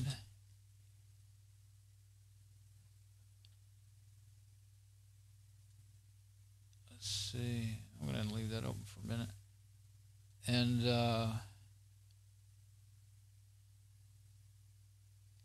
well, let's see. Kingston. I think I can find it quicker if I just went ahead and logged in, as far as finding the the other memory. This is the announcement of it. 333 megahertz. Yeah, that's what I wrote on the back of it. Okay. So just leave it like that for a minute.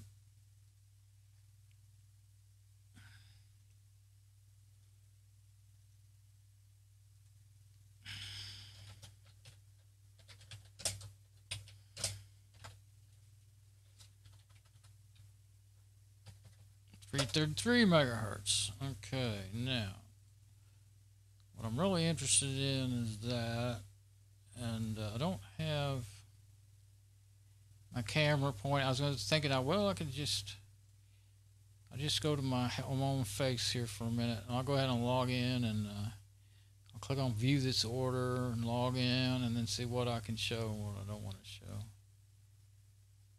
Okay, there it is. I paid $15.99 for the 2 sticks. Okay.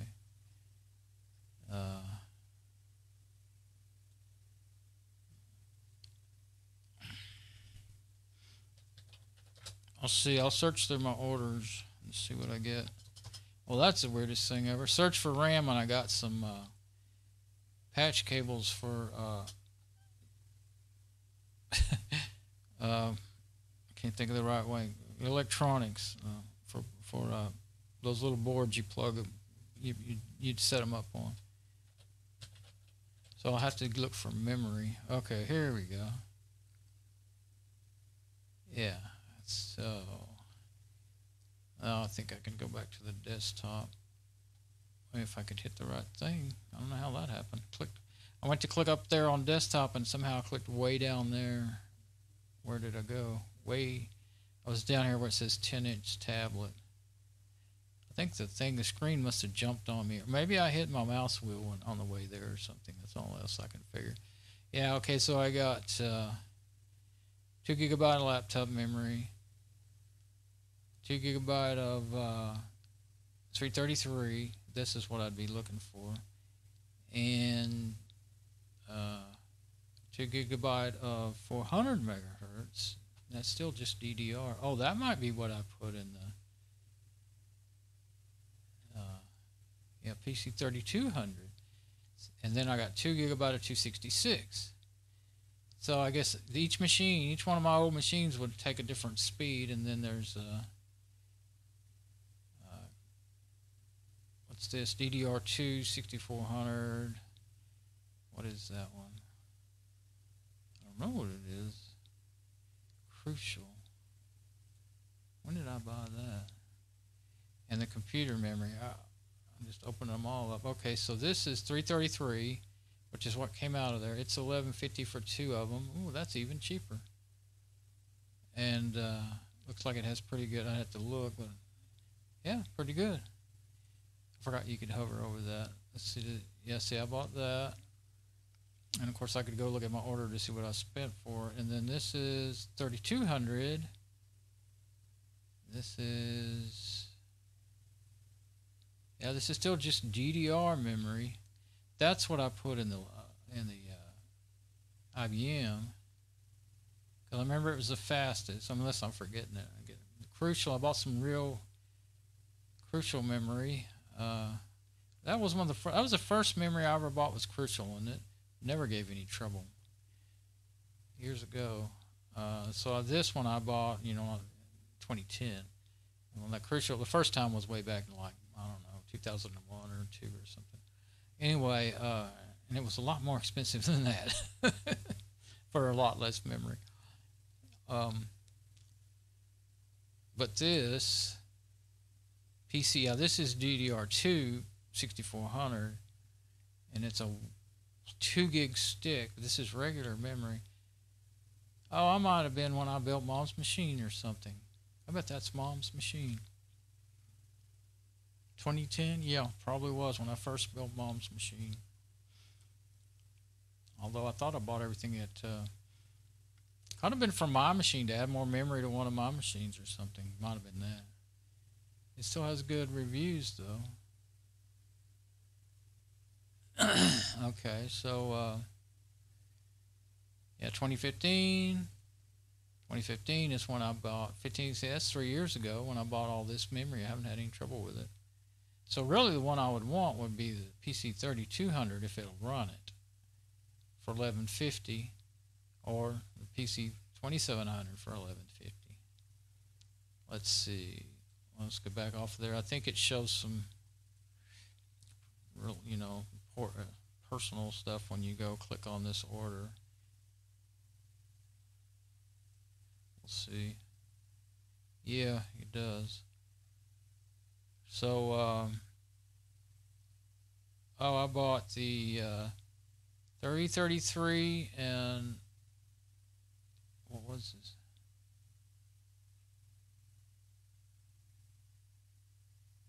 Well, anyway, the 333 megahertz was 1035. Oh, so it was a little bit cheaper when I bought it. Okay, so it was $10 for 2 sticks, not $10 a stick. $10 for 2 gig. That's why I was so happy with it. And then the 2 gigabyte 184 pin 400 PC3200 was $975. It's on the same order. So yeah, it's gone up a little bit, but that's not too bad. You know, it's gone up about $1 on each one in 3 years. But they're one of the few places that's still making brand new memory for that old memory, you know, brand new of that old memory. Yeah, don't show your order. Don't say go to this, view this order when you're making a desktop video because, yeah, okay, it's still showing me because it shows your the last 4 digits, but it shows the last 4 digits, your credit card number, and all other kinds of stuff. So I just had a feeling I didn't want to do that. I think I started doing it once and I'm like, holy crap, tried to roll it away, you know, but anybody could just freeze the shot, see it. I mean, you know, if someone sees their last 4 digits, doesn't mean they got you, but it sure helps them, doesn't it? Okay, so,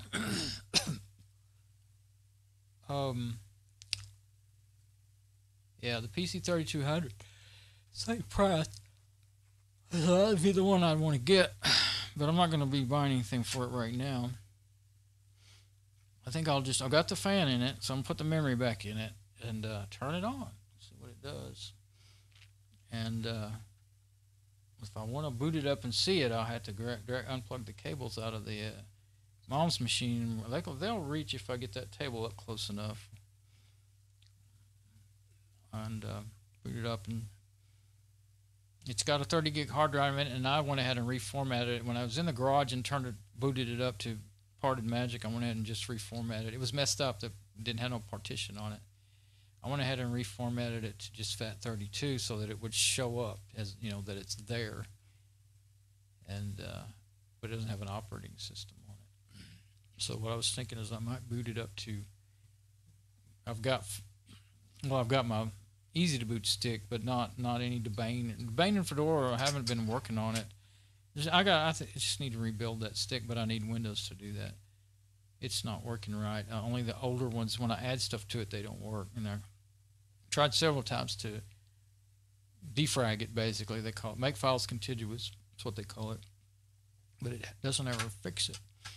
So let's switch over to the other microphone on that camera, so I can go back over there and put that RAM in it and everything. Now let's just go ahead and let's go ahead and do that, so that I still have a close-up on where the RAM is too. And let's see that our audio, it hasn't switched. Oh, it finally switched. Okay, that our audio is working and everything. Get one more drink.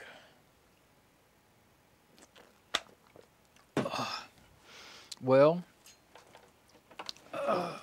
if I had, that's my problem. I've got RAM. I got random access memory, because I kind of vaguely remember that I've done some of this stuff already before, but I can't remember for sure. So I do it again and again. Of course, I mean, I guess nobody remembers stuff forever, and it has been, when I did do it, it's probably a year ago, so maybe it's wonderful that I remember any of this, any of what I did at all. But I didn't remember it well enough to not, to be able to just say, oh yeah, I did that. So, now I gotta see where the little deals are. Ow! Something sharp there. It's a really, really sharp edge on that plastic button for locking in that dang trash can turning over on my feet. I don't know if it matters. One of these is taller than the other. I had the shorter one on the inside. I remember that. I'll just do it that way. I don't know. Just trying to make sure I'm lining up the dummy pins. Yeah, there they are. Okay.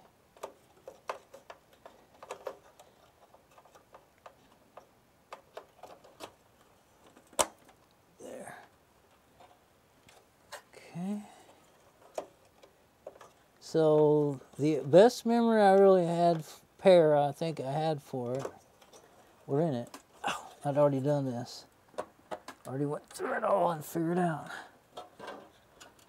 what would go in it of what I got. Well, $11 is not bad even for an old machine. If it's something you want to set a server, I mean, you can set up a server on one of these and run it for. I've already ran the IBM for 2 or 3 years now. First time I've had to. I think I just messed up the fingernail a little bit. I already had to replace the fan. It's the first thing I've had to replace, and it was given to me. So you can't beat that. Now I've thought, for a while I thought, well, I'll just set these things up as servers and try to sell them to small SOHOs, small home offices and stuff. But they do always need a little bit of attention. It's kind of like an old car, you never know. You may get as good a service as I've already gotten out of the IBM, or it may keep giving trouble, but small trouble, but it still needs attention. And, people don't have time for that in their business, no matter how much they want to save money. So if I was recommended to somebody, I'm learning more and more about real servers from Morton over in Denmark. He's a server guy, makes videos, server admin guy. And really, now that you can get them cheaper, real servers, we always were able to, but now that I know more about them, I don't have any yet, but I probably will get 1 or 2. Really, the only thing holding me back is I don't have a place to run it. They're too loud and too much heat.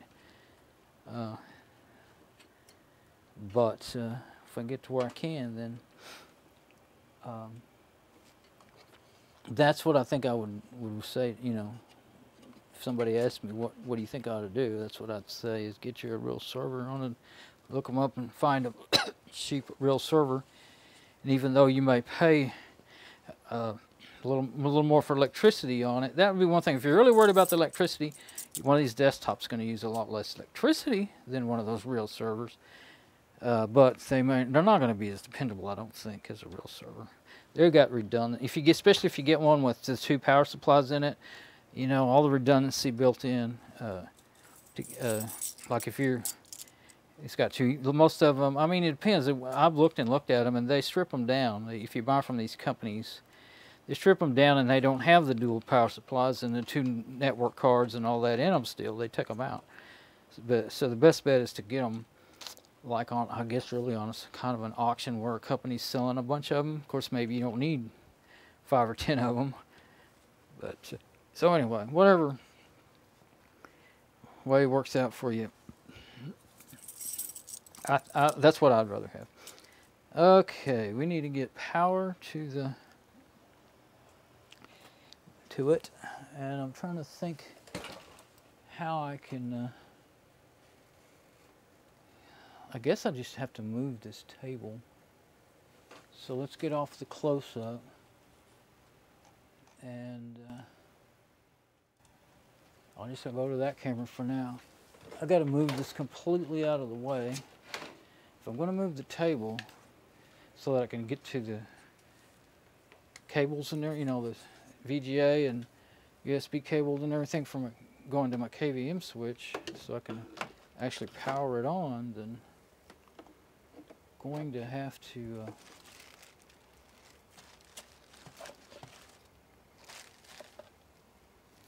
do some moving stuff here. Moving some stuff.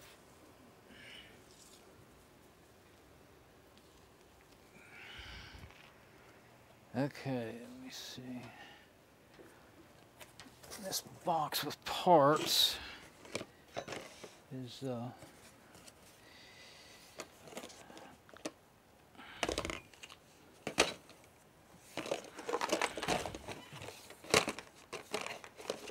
had this all to where I could shut the lid. Oh, okay.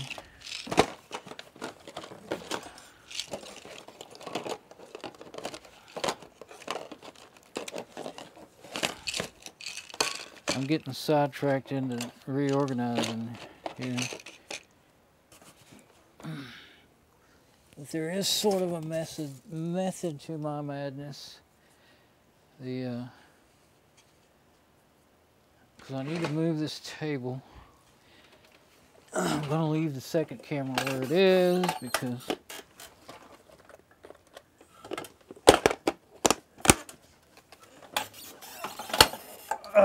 because I'm going to drag it across the room with that table there. I was going to leave it where it was because I'm just going to reach in here and grab my cables. Usually I'll drag the camera with me, but I figured it wasn't worth it.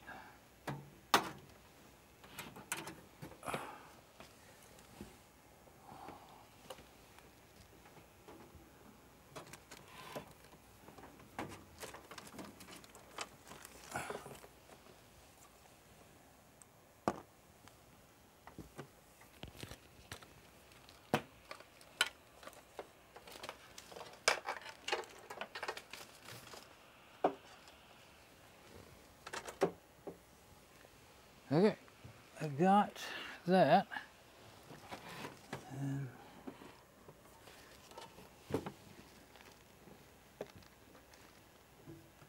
now I didn't realize what I had, how I had things plugged in.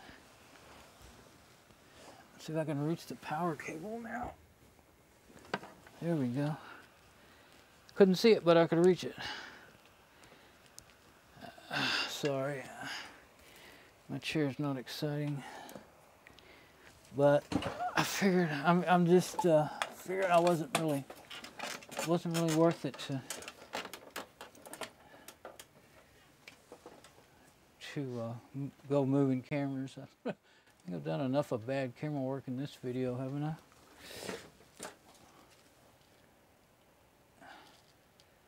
There we go. So now we're back. And we can turn it on like that. And then I'll go ahead and just plug in my VGA and let's go ahead and give it a look though. Make sure it's not bent too bad. This one's the one I think that has a really loose pin in it. It's got one broken, and if it's the one I think it is, it's the one that's got another one ready to break. If it does that, then it won't. I don't think it'll work anymore. What I can't believe is I don't even think it's missing any resolution on any of the machines, even though it's got a broken pin.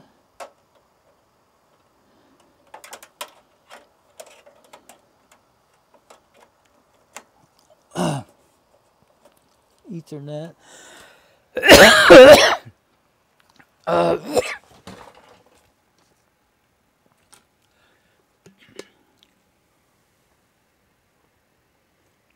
I'm gonna drink coffee because I'm just almost completely out of water.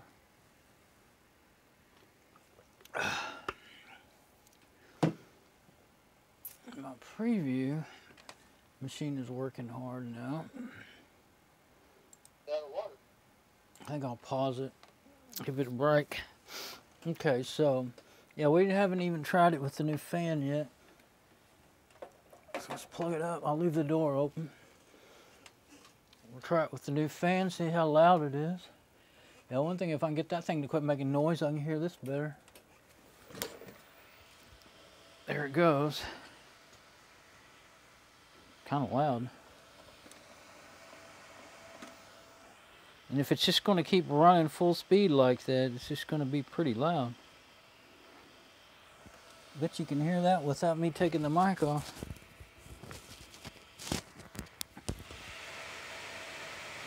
So that's doing like they said they would do. It runs full speed ahead. Boy, it moves some air though. That's a good fan in that case.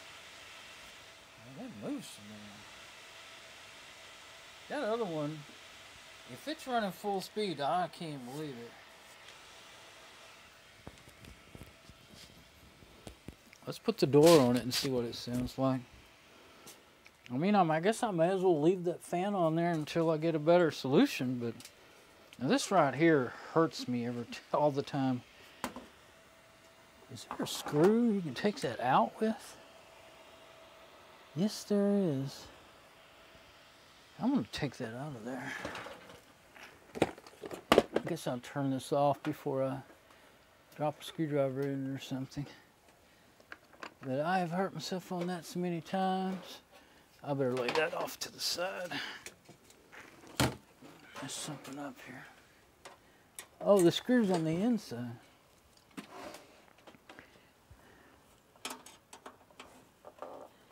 Yeah, there we go. Not hard. Yeah. I suppose you could put it back in there on the inside or something. I guess you could put it in there like that. Just so as not to lose it. I wonder if that would... It doesn't look like it would be a danger. I mean, I could put it in my parts, but... I don't know. I mean, it matches. It goes with this machine, so... Well, of course, if you're too fumbly to do it... I heard him hit the floor, though. Not inside of something. But I don't see it.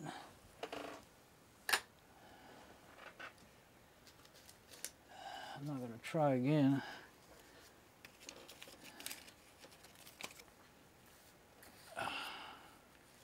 I can tell I'm not coordinated enough to do... Well, the screwdriver needs to be remagnetized. It was not a magnetized screwdriver until I magnetized it. Well, I know it hit the floor, so I will find it later. I'll put this in there with those other screws. Okay, now I just want to put that lid on there. It has a modem in it, and it has an onboard Ethernet. So let's definitely don't want to listen to it that loud, so I'm gonna the lid on it. Yeah, see, when you hit it, it was exactly where you would hit it to put the lid on it. So it was really dangerous. It really hurt you a lot. Hated that about that thing. Okay, put it there where I can reach it good from my chair. And I'm going to go ahead and plug in the Ethernet cable that I have down here. It doesn't have a clip on it though. The one with the clip is in the laptop. So I don't know how well it'll stay.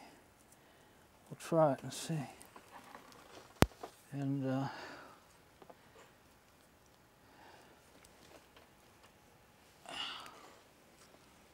then I can boot it up to something.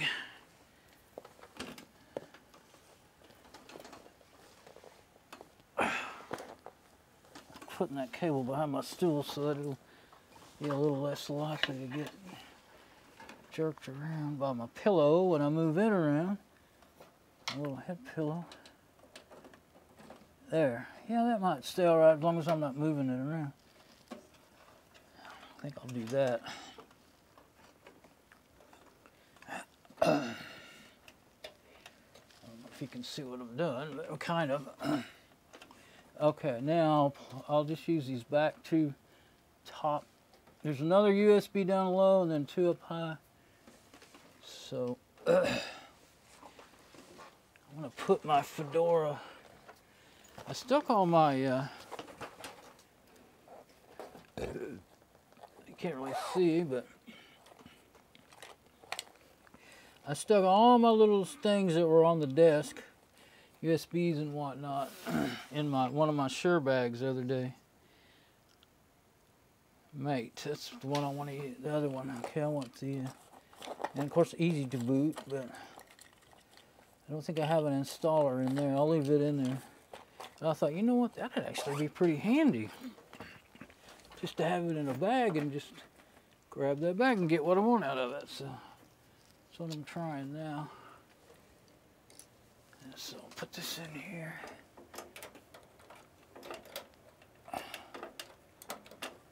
There we go. All right, now let me switch my, oh.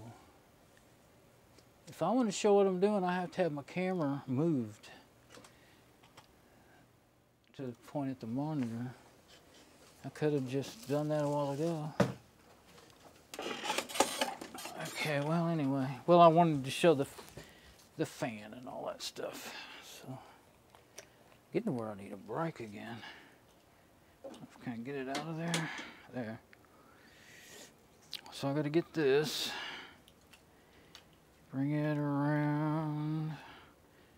Oh, like this. Stand it back up. And let it down some because it's way too high. Get my chair turned around. And that kills me about how high to put it.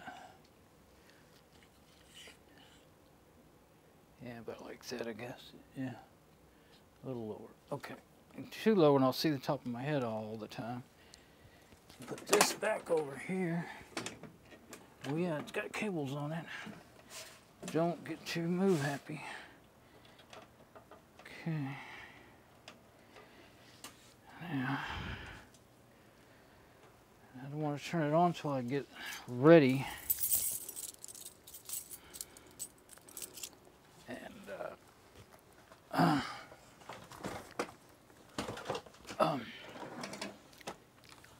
Get my preview playing over there again.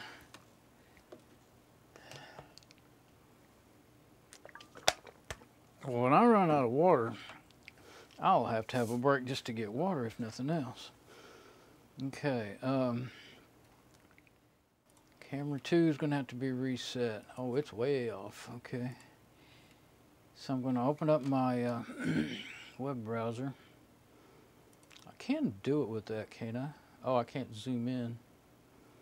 So get off of there. Let's get back on that camera. Okay, and I'll go to camera 2. Make it to where I can see it on the browser. And I'll have to get up and re-aim it It's not even remotely close. I guess I forgot to try to get it close. Yeah. There we go. Still pretty crooked though, isn't it? I try to line up. That's not too bad, maybe. Try to get the top. I got to zoom in some more before I can tell.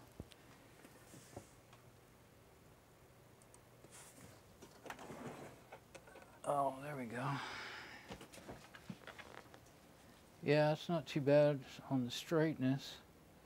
A little low maybe because it tends to sag down, not up. I guess it's about the same. Okay, now.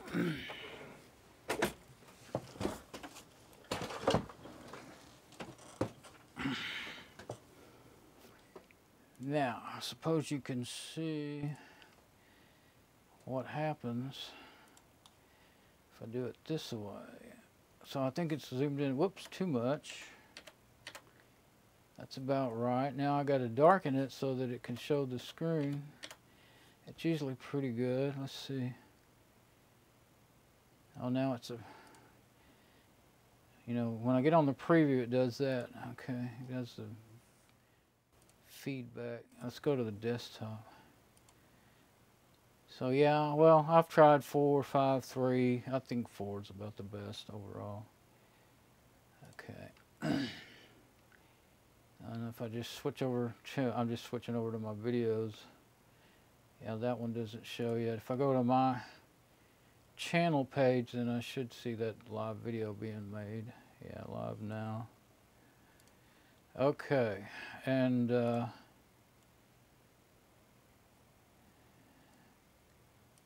now I want to go to cam 2, and I guess I'll stay like that. And then when I switch my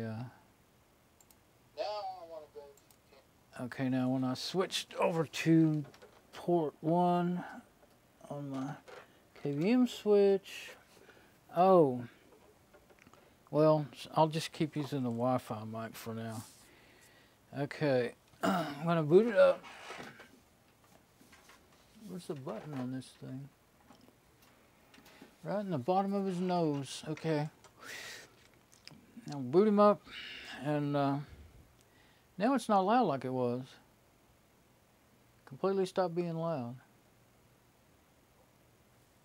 Huh. But I also don't see it booting up. I don't think it did.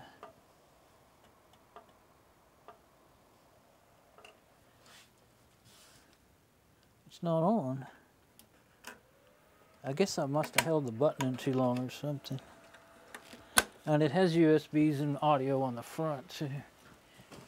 I haven't messed with the BIOS yet. Oh, now it's loud. It says ISO Linux bin missing or corrupt. You know what? This is a 32-bit machine. I don't think this is going to run on it. No, it won't.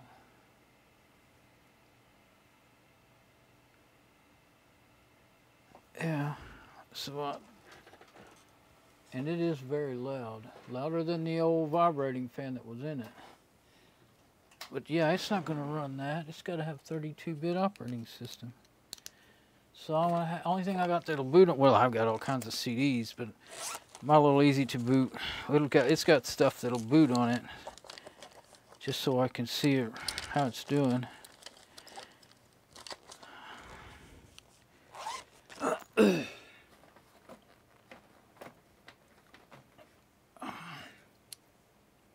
Yeah, I wasn't thinking. Let's try one of the front. That's too hard. I'm trying to use the easiest ones to get to. There we go. Okay. Now I'll try it again. Yeah, I couldn't stand it in this room like that. At least not anywhere near me. Maybe it was down in the rack or something, but not up on the desk. So that's definitely not the fan I want in it. I'm getting too tired to keep working on it though. Oh. That's really weird. I saw it in the preview. I saw the BIOS screen. I was kind of wanting to go into BIOS. I think I'll reboot it and go into BIOS if I can. Hit Control-Alt-Delete, but it didn't do anything yet. I don't, there it goes. F10, F10, F10. Can't move fast enough.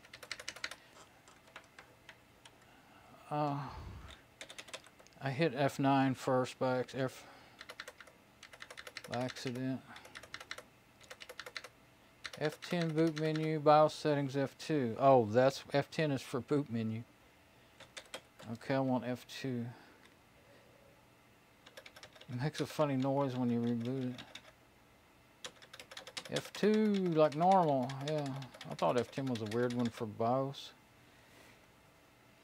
Okay, so what we got here is a 2.8 gigahertz, 400 megahertz bus speed, memory speed 266, cache RAM 128 kilobytes, total memory 504 megabyte, 256 is 266 DDR 266, and then additional information: gateway, product name 310.29.00058. Desktop board, Intel product D845GVSR version AAC 45431-104. Serial number AZSR 40203264. Chassis information, gateway. Well, there it tells you a lot right there for future lookups. Time 1365, 7/12/2018. I think that's the right date. So I guess the battery's good. ISC enable bit off, disabled. Well, I don't have. It doesn't have ISA capability. ISA cards. Peripheral configuration. Looks like it was all done fine. It doesn't say anything about auto, but it's all there. Looks like. And that LAN, yeah, enable IDE. Hard disk pre-delay disabled. We don't need that. It doesn't take that long to spin up these newer hard disks. Newer compared to what the ones I'm thinking of. Primary master, 40 gigabyte. Oh, it's 40 gigabyte. Well, that's all right. And auto, set on auto, which is good. Okay, and secondary is the light-on combo. I think it's a CD. Doesn't say CD or DVD in here. Says it on the front, I think. Floppy disabled. It doesn't have a floppy. Event log configuration. Okay. View event log 7/12/18. Keyboard not functional. I guess it was that way because it's a USB keyboard and it wasn't showing up right away. Okay, and then video configuration. Primary AGP, frame buffer 8, AGP PCI. Well, usually you set them on PCI just so that they'll grab the PCI if you have one, but it doesn't have one, and I don't really have one to put in it. I mean, I could do it that way, but I'll put it that way. Oh, AGP, sorry. It can do AGP or PCI. Well, so it has an AGP slot. I forgot about AGP slots. Yeah, back in those days, there were PCI video cards. I tried to find one for my Lenovo i5, but the biggest one that seemed that I could ever find made was 12 megabyte, and it was really expensive because they're old and they don't make them anymore. High-speed USB enabled, legacy USB enabled, full speed 2.0. Let's see. Yep. Oh, full speed, high speed. Let's try high speed. Wait a minute. Maybe full speed is faster, probably. USB zip emulation, auto. Yeah, I've never even had a USB zip drive, but they were kind of a thing for a while. I don't guess they caught on all that good. No supervisor password, ACPI, S1 state, wake on LAN, stay off, yeah. After power fail, stay off, that's good. Wake on PCI, stay off. Okay, so yeah, unless I was gonna, if I was gonna make it a server, I would stay, you can do last state or power on. Stay off, last state, power on. I would do power on if it was a server. Or you can do last state too, especially if it's a backup server. That way you don't have to go in here over and over. Boot, silent boot, okay, enabled. Rapid BIOS enabled. Pixie boot and disabled. Yeah, you don't want it looking for boot online, unless you want it to do that. USB boot enabled. Yeah, we know that works. Boot device, light on, mass storage device, hard disks, mass storage device, PMST, so it's in the Seagate. ST is a Seagate when they start with ST. CD-ROM device, SM combo, display ports, display setup prompt, yes. Okay, all the keyboard and all that enabled. Okay, yeah. Exit saving changes. Okay, now I'm ready. And yeah, it's loud. So I don't want it vibrating with that broken fan, but I'd almost rather just put the fan out of the IBM in there because it wasn't as loud as this. Although I think that IBM just doesn't spin its CPU fan very fast, because no matter which fan I had it in, it went pretty darn slow. Although I swear the new one that I got in it seemed to move slower than the one that was in it that I took out. But this one, I guess it's the fan design or its capabilities of going faster, but boy, it's doing what they were saying. If you use a 4-pin fan on a 3-pin, you're going to get full speed. It sounds like full speed ahead. But its shifts would drive me nuts in no time. With this on, with this mic, if I stop talking with this mic on, with me sitting over here, you may be able to hear it. I'll just wait for a second. I don't know if you can hear that or not. Yeah, this mic does pick up a lot more background noise than the SM58. I might. I started when I thought about it. I go, I probably want on the other mic, but then I thought, I'm jumping up and down. Well, it was good because I did have to jump up and down a lot. But now that I'm kind of ready to, be on the machine for a little bit, I'm thinking maybe I'll go back to my other machine. And before I select anything here, hope I don't mess up, but I should be able to switch mics. Go back to my machine and come back here and still get. Keyboard should work again when I get back over here, I think. With easy to boot, I think it will. So let me get my.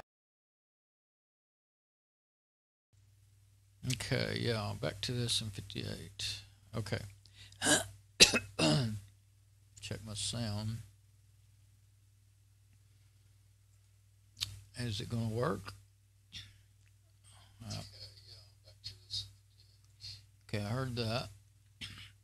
Okay, now I'll switch back.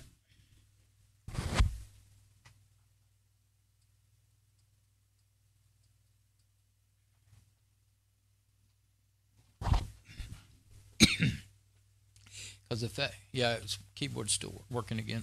If that's as loud as it seems to me, and it picks up on the little lapel mic, it'll be irritating in the video. Okay, antivirus, DOS, Linux, Windows. Okay.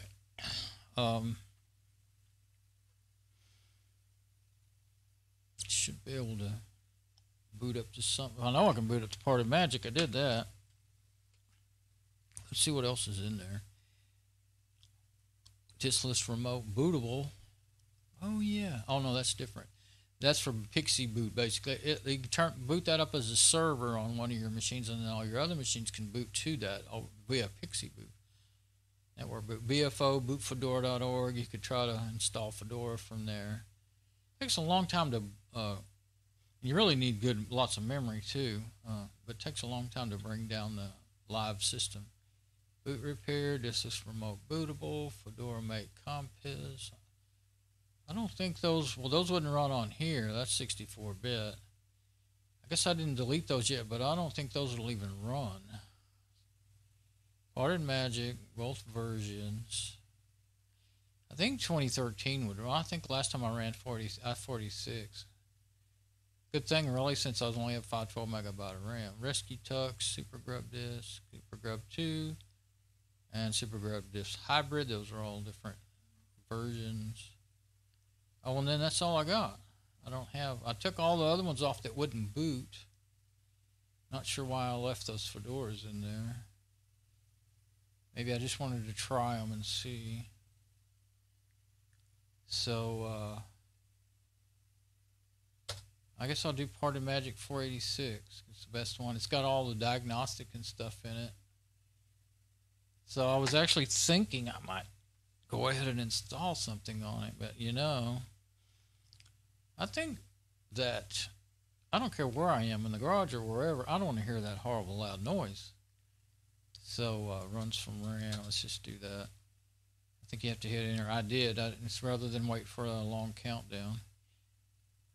Running from RAM takes longer to boot, but you can actually take your boot medium out and still be running, you know. It's going to be useful. It was very useful back when you was using CDs or DVDs.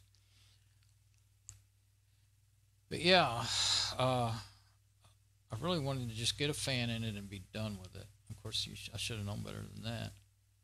I thought I'd get a fan and then that's why I downloaded Fedora Server i386. Now I'll have to actually put it on a USB stick to even see if it'll run on here. But that's way too loud. So I think my next best bet is to either put, yeah, it's the exact same size of fan that came out of the IBM. I think I'll put the IBM's old fan on it and see what it does. And if it's, I know it was making noise. Of course, I could try again to take it apart, and I could try again. I combine those two fans and all that junk. But the other fan, that other little fan I have, it lights up. The one that lights up, it's an 80 millimeter. It's not going on that heatsink. I mean, it's way too big to make it go on there. The other fan I have that came out of was the E-Machines fan. It's too big. I think even though it's a CPU fan, I think it's an 80 millimeter. So, and these are, they're 70 millimeters. I looked them up and did a bunch of reading and a bunch of search trying to see if I could get a new one cheap, you know. And let's see.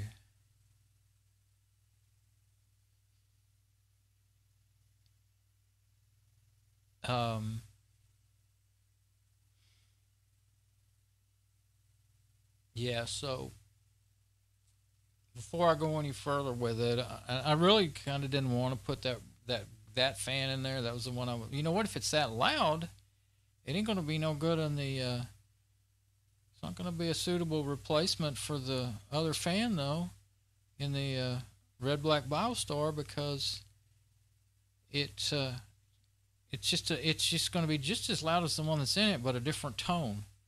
Just as annoying, if not more annoying. Because when that other one gets to running really fast, it drives me nuts. It's got a groaning noise to it. This one has more of a, not real high pitch, but a little high enough when it's going fast. It just, I don't know how to describe it. It just sounds like an industrial fan. That's what it sounds like.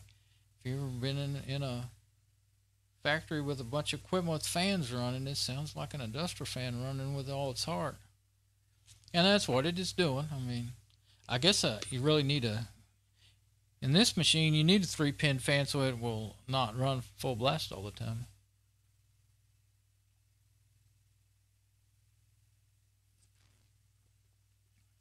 Guess it'll keep it cool.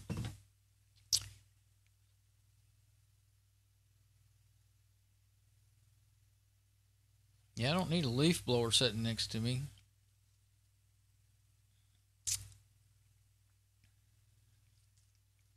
So, yeah, it's a little slow to boot up when you're booting up into RAM like that, but once it's done, it's a fast. The machine works well. Even if you've got 512 megabytes, that's plenty for that i46 Parted Magic.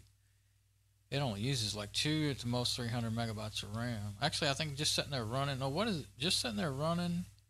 I think I don't remember now. I was going to say 200 would be the max, really, even running, you know, a couple of heavy-duty tools. But I've already run. I did it out in the garage on a hot day before I even wanted to see if I even wanted to bring it in. I ran hard drive disk health, hard drive diagnostic, kinds of stuff on it. Does this thing have TeamViewer on it? Probably not in the i486. I think it does in the newer one. Yeah, I've done it before. It has it in the Party Magic 2013, which might run on this. But I already ran the disk health and the benchmark system profiler with the benchmarking app in it. Just trying to see. I was thinking about doing remote desktop to really show what I was doing, but I don't think it has it. As a VNC viewer, I think it actually had TeamViewer on it. Actually, I don't have TeamViewer on my machine. I decided I didn't want it on there because of decided I don't want it anymore. So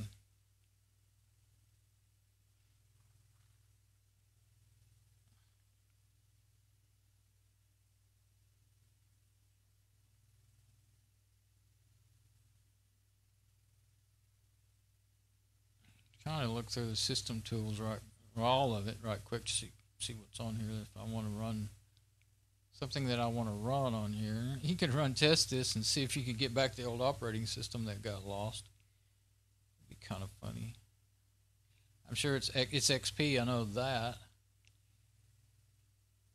but I'm sure it's got viruses in it. It's probably what broke it.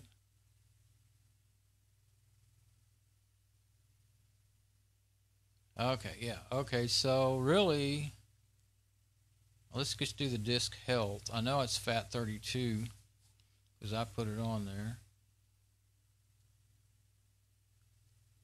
There it is.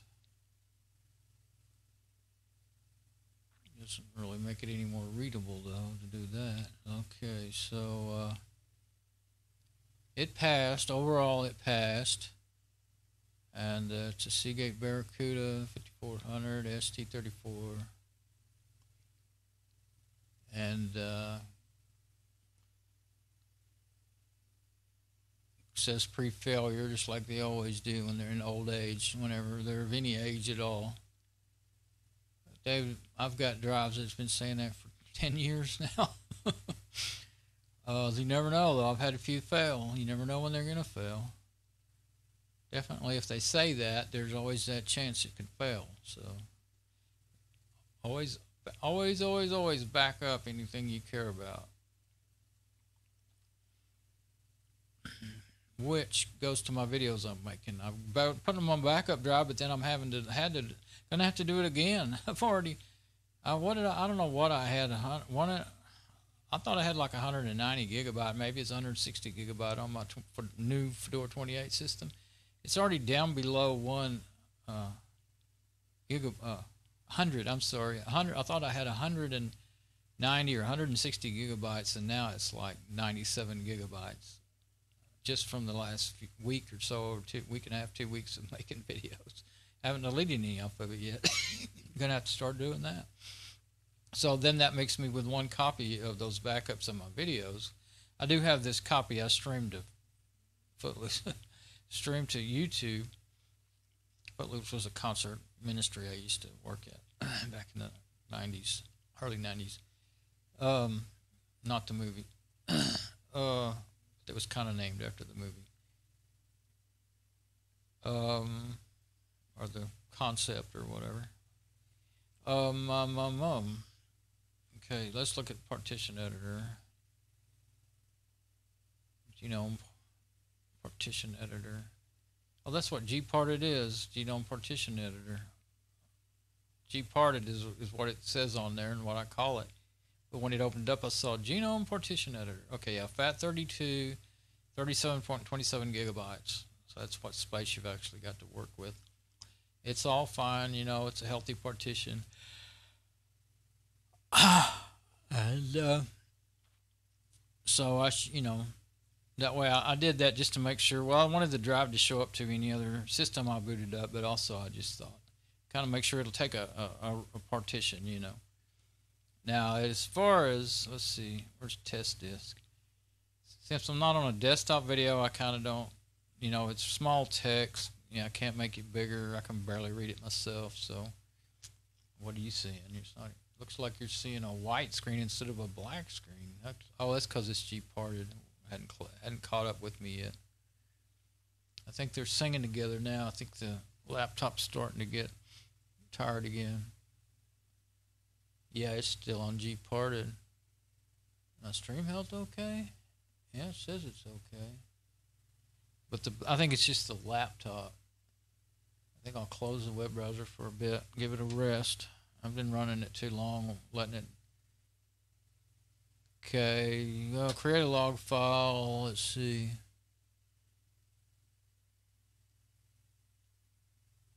Disk, SDA, 40 gigabyte, disk, 32 gigabyte. Okay, that's what I'm booted to. So it's the 40 gigabyte.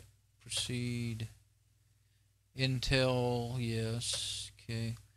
Analyze advanced geometry options, MBR code, delete, quit. I'm going to analyze. Quick search. See if it shows up its old partition that got broke. I'm just hitting enter on the keyboard so far. I guess it's getting ready to do it because I try to, nothing's happening, but if I move the arrow keys, it doesn't move or anything. So, oh, it's already done. No partition is bootable. Oh yeah, well, there we go. It was doing it and it finally came up. Yeah, NTFS. It found it. And so I could restore that, but I don't want to do that. It'll just be an old virus-ridden XP system. So I could probably bring back the old system. I've used to do it a lot. I used to say I've broken my XP systems and saved them before with different ones before I ever got into Linux and ever learned TestDisk. TestDisk is good. It's fast. I mean, that in this system, that was how fast it was. It found it. Sometimes it takes a while, you know, 10, 20 minutes or 30 minutes. But on this 40 gig hard drive, I mean, I could do it, but I don't know. If I do that, I'm sure I'm going to get into a can of worms with viruses and stuff, and then I'll have to. I've already rewritten the MBR, and everything is clean, you know. So if I bring that back, it'll unclean it, I think. I don't want to do that. So I'm going to just close it. I just thought it was kind of interesting. But if I was showing remote desktop, then you could actually see what it is I'm doing, and it might be interesting. Okay, so not. And one thing about Ported Magic, I never did find a way to be able to add an app to it or anything. I don't even know how. I don't even know what. I guess I could find it out now. Yeah, I could probably find, you know, like what distro it's running and everything. Running on. Probably did find it out at some point, and now I don't remember. It's definitely the best one for testing a machine. If you just need something to boot to format hard drives and all that stuff, getting it ready to install to or anything. Or if you want to save, like using TestDisk to save partitions and stuff. It's really great for that. Even though they quit making it open source in 2013, the older versions still work great. And I'm sure there's more tools, more powerful in the newer versions, but they'd also be geared towards newer machines, so I'd mess around with old machines. So, and of course, since 2013, they went closed source, and you have to pay for it too. So, I'm not professional, so I don't need, you know, I don't need to use stuff like that all the time. So, if I was making money off of it, then I'd pay for it, I'm sure.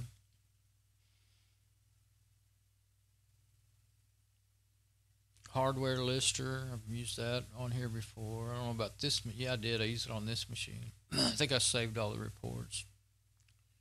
So, I need a break really bad now. it's really starting to shut down the computer. It's really starting to irritate me listening to that fan. Oh man, yeah. No, now I'm even thinking that fan may not be any good for my machine I kept wanting to save it for. If it only ran like that at its hardest time, maybe I could live with it, but not if it did it hardly ever.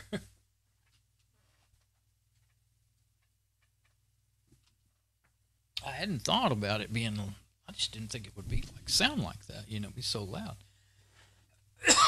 I don't think it would be.